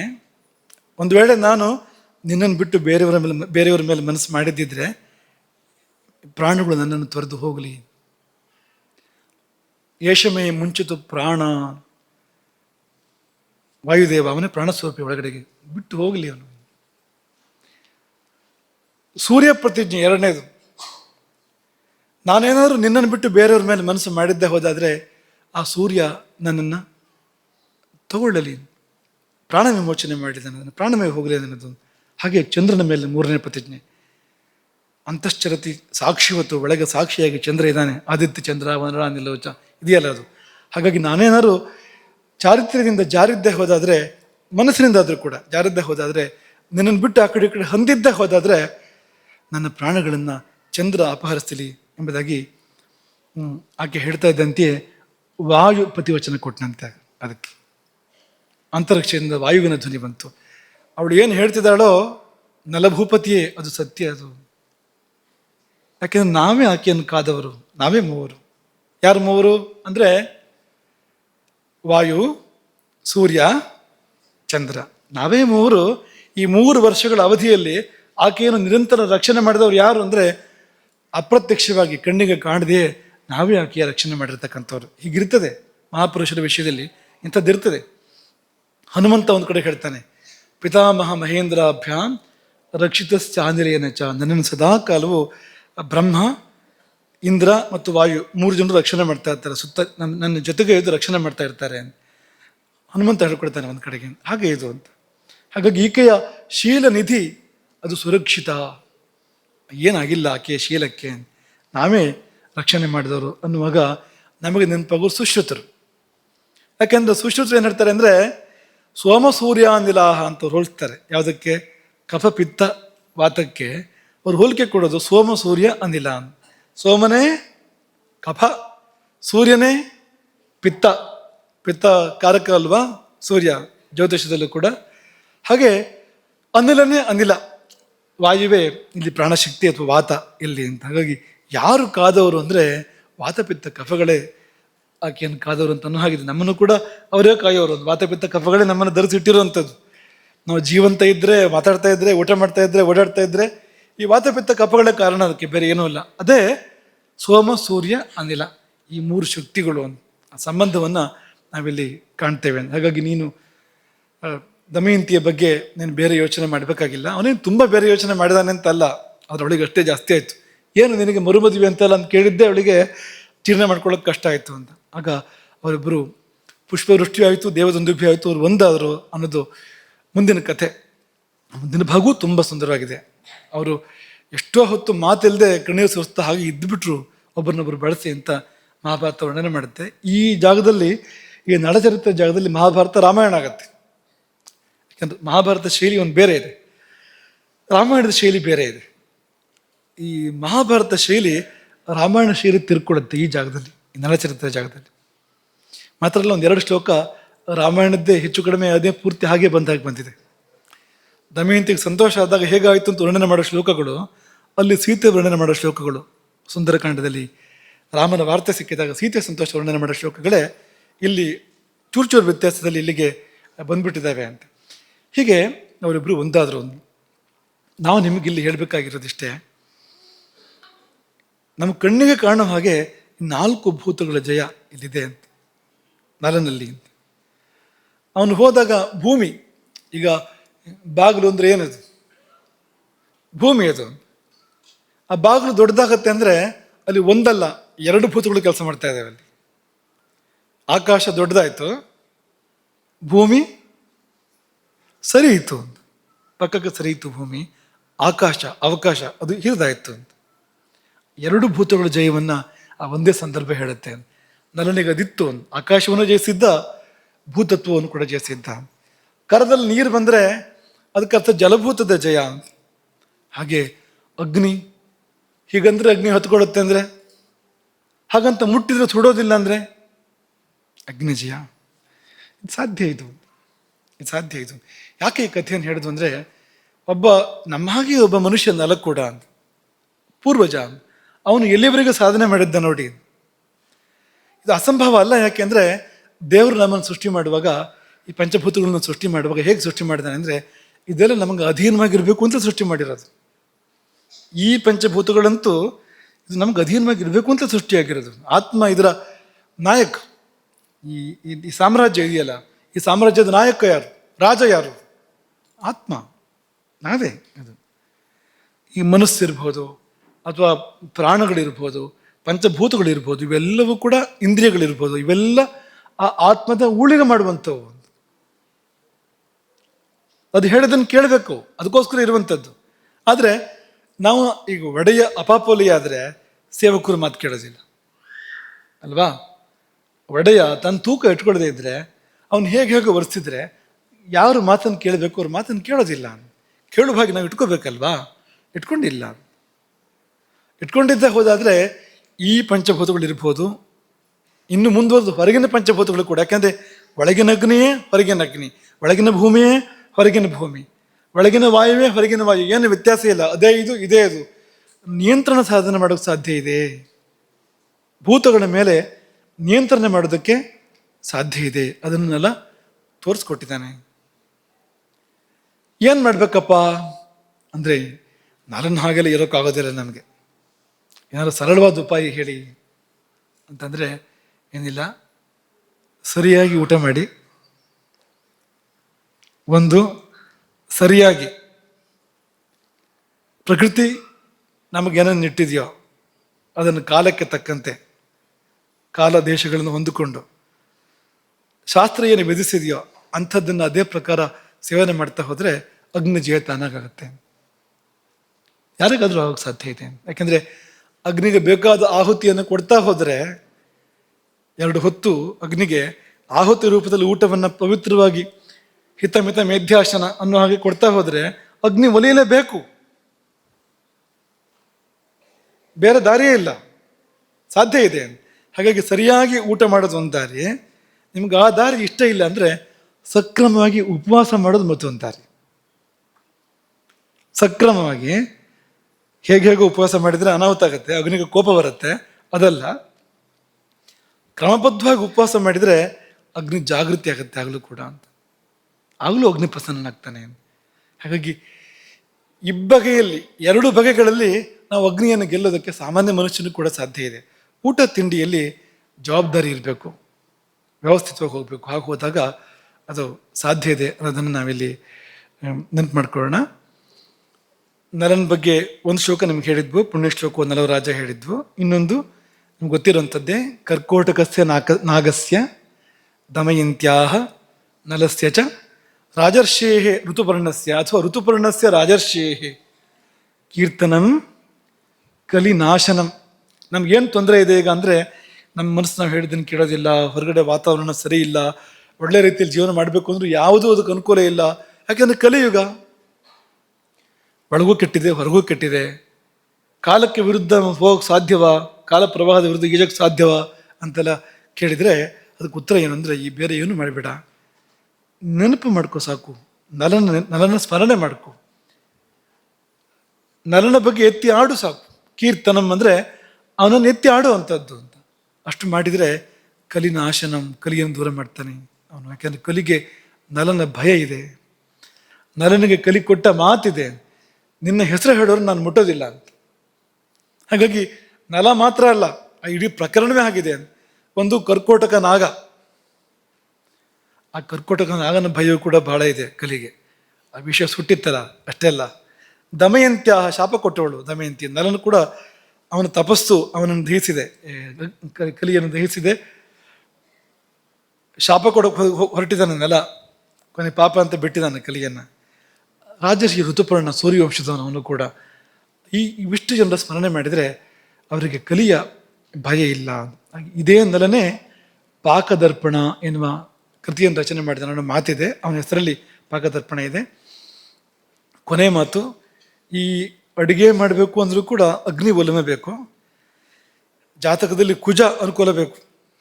ಈಗ ಅಡುಗೆ ಚೆನ್ನಾಗಿ ಒಲಿಬೇಕು ಅಂದರೆ ಯಾರಿಗಾದರೂ ಕುಜ ಅನುಕೂಲ ಬೇಕು ಜಾತಕದಲ್ಲಿ. ಯಾಕೆಂದರೆ ಮಹಾನಸ ಕಾರಕ ಯಾರು? ಮಹಾನಸ ಅಂದ್ರೆ ಅಡುಗೆ ಮನೆ ಕಾರಕ ಯಾರು ಅಂದರೆ ಕುಜನೇ ಕಾರಕ ಅದಕ್ಕೆ ಅಂತ. ಹಾಗಾಗಿ ಕುಜನ ಅನುಕೂಲ ಇಲ್ಲದೆ ಅವನು ಒಳ್ಳೆ ಅಡುಗೆ ಮಾಡೋದಿಲ್ಲ, ಪುರುಷರಾಗಲಿ ಸ್ತ್ರೀಯರಾಗಲಿ. ಇದು ಬೇಕಾಗತ್ತೆ. ಅದೇನು ಹೇಳುತ್ತೆ ಅಂದರೆ, ಕುಜ ಅಗ್ನಿಕಾರಕ, ಅವನೇ ಮಾನಸ ಕಾರಕ. ಕುಜನ ಅನುಕೂಲ ಇದ್ದರೆ ಅಡುಗೆ ಚೆನ್ನಾಗಿ ಆಗತ್ತೆ ಅಂದರೆ ಅಗ್ನಿ ಒಲುಮೆ ಬೇಕು ಅನ್ನೋದನ್ನ ತೋರಿಸೋದು, ಬೇರೆ ಏನೋ ಇಲ್ಲ, ಅಗ್ನಿ ಒಲುಮೆ ಬೇಕು. ಹಾಗಾಗಿ ನಲ ಅಪ್ರತಿಮ ಪಾಕಶಾಸ್ತ್ರಜ್ಞ ಅಂದರೆ ಕಾರಣ ಅಗ್ನಿಯ ಒಲುಮೆ. ಅದು ಯಾವುದೋ ಅಗ್ನಿ ಅಂತ ಅನ್ಕೋಬೇಡಿ, ಅಂತರಗ್ನಿ, ವೈಶ್ವಾನರಾಗ್ನಿ. ಪಾಕಕ್ಕೆ ಸಂಬಂಧಪಟ್ಟಿರ್ತಕ್ಕಂಥ ಅಗ್ನಿ ಯಾವುದು ಅಂದರೆ ವೈಶ್ವಾನರಾಗ್ನಿಯೇ ಹೌದು, ಬೇರೆ ಏನೂ ಅಲ್ಲ ಅಂತ. ಹಾಗಾಗಿ ಆ ಅಗ್ನಿಯ ಒಲುಮೆ ಅದೇ. ಅವನ ಆ ಒಂಚೂರು ಬೆಂಕಿ ಜಾಸ್ತಿ ಆದರೂ ಹದಕ್ಕೆ ತಪ್ಪೋಗುತ್ತೆ. ಅಡುಗೆ ಮಾಡುವಾಗ ಆ ಹದ ಬೆಂಕಿ ಇದೆಯಲ್ಲ, ಅದೇ ಅಡುಗೆ ಅಂದರೆ ಅಂತ. ಒಂದು ಸ್ವಲ್ಪ ಆ ಬೆಂಕಿ ಜಾಸ್ತಿ ಆದರೆ ಆ ರುಚಿ ಬರೋದಿಲ್ಲ, ಸ್ವಲ್ಪ ಕಡಿಮೆ ಆದರೂ ಕೂಡ ಆ ರುಚಿ ಬರೋದಿಲ್ಲ. ಸಮಾಗ್ನಿ ಅಂತ ಆಚಾರ್ಯರುಗಳು ಹೇಳಿರ್ತಕ್ಕಂಥ ಸಮಾಗ್ನಿ ಇದೆಯಲ್ಲ, ಅದು ಅಲ್ಲೂ ಬೇಕಾಗತ್ತೆ, ಅಡುಗೆ ಮಾಡುವಾಗಲೂ ಕೂಡ ಬೇಕಾಗತ್ತೆ. ಎಷ್ಟು ಬೇಕು ಅಷ್ಟು. ಹಾಗೆ ಅಡುಗೆ ಮನೆಯಲ್ಲೂ ಸಮಾಗ್ನಿ ಬೇಕು, ಇಲ್ಲಂತೂ ಬೇಕೇ ಬೇಕು ಸಮಾಗ್ನಿ. ಅದು ತೀಕ್ಷ್ಣಾಗ್ನಿ, ಮಂದಾಗ್ನಿ, ಅತ್ಯಗ್ನಿ, ವಿಷಮಾಗ್ನಿ ಎಲ್ಲ ಆಗದೆ ಸಮಾಗ್ನಿ ಇಲ್ಲೂ ಕೂಡ ಆಗಬೇಕು ಅಂತ. ಹಾಗಾಗಿ ಆ ಸಮಾಗ್ನಿ ಅವನಿಗೆ ಸಿದ್ಧಿಸಿದ್ರಿಂದಲೇ ಹೊರಗೂ ಸಿದ್ಧಿಸಿದೆ, ಅವನಿಗೆ ಒಳಗೆ ಸಿದ್ಧಿಸಿದ್ರಿಂದಲೇ ಅಲ್ಲೂ ಅವನು ಮುಟ್ಟಿದರೆ ಎಷ್ಟು ಬೇಕೋ ಅಷ್ಟೇ ಉರಿಯುತ್ತೆ. ಅದು ಜಾಸ್ತಿನೂ ಆಗೋದಿಲ್ಲ, ಕಡಿಮೆನೂ ಆಗೋದಿಲ್ಲ, ಅದಕ್ಕೆ ಎಷ್ಟು ಬೇಕೋ ಅಷ್ಟೇ ಉರಿಯುತ್ತೆ. ಇದೇ ಜೀವನದ ಗುರಿ. ಯಾವುದು? ಈ ಅಗ್ನಿಯನ್ನು ಒಲಿಸಿಕೊಳ್ಳುವಂಥದ್ದು, ಅಗ್ನಿಯನ್ನು ನಮ್ಮ ಮೇಲೆ ಅನುಗ್ರಹ ಮಾಡುವಂತೆ ಮಾಡಿಕೊಳ್ಳುವಂಥದ್ದು. ಇದೇ ಬದುಕು. ಯಾಕಂದರೆ ಪ್ರತಿನಿತ್ಯ ಊಟ ಮಾಡಲೇಬೇಕು, ನಾವು ಮನುಷ್ಯರಾಗಿ ಹುಟ್ಟಿದ ಮೇಲೆ ಪ್ರತಿನಿತ್ಯ ಊಟ ಮಾಡಲೇಬೇಕು. ಅಂದರೆ ಅರ್ಥ ಏನು ಅಂದರೆ ಅಗ್ನಿ ಒಲುಮೆಯನ್ನು ಸಂಪಾದನೆ ಮಾಡಲೇಬೇಕು, ಪ್ರತಿನಿತ್ಯ ಮಾಡಬೇಕಾಗಿರುವಂಥದ್ದು ಇದು ಊಟದ ಮೂಲಕವಾಗಿ ಅನ್ನೋದು ಈ ಪಾಠದ, ಈ ಪ್ರವಚನದ ತಾತ್ಪರ್ಯ. ಇನ್ನೊಂದು ದೃಷ್ಟಾಂತ ಇವತ್ತು ಮುಟ್ಟಕ್ಕಾಗಿಲ್ಲ, ನಾಳೆ ಅದನ್ನು ಪೂರ್ತಿ ಮಾಡೋಣ. ಹರೇ ರಾಮ. ಗೋಕರ್ಣ ಮಂಡಲಾಧೀಶ್ವರ ಶ್ರೀಮಜ್ಜಗದ್ಗುರು ಶಂಕರಾಚಾರ್ಯ ಶ್ರೀ ಶ್ರೀ ರಾಘವೇಶ್ವರ ಭಾರತೀ ಸ್ವಾಮಿ ಮಹಾರಾಜ್ ಕಿ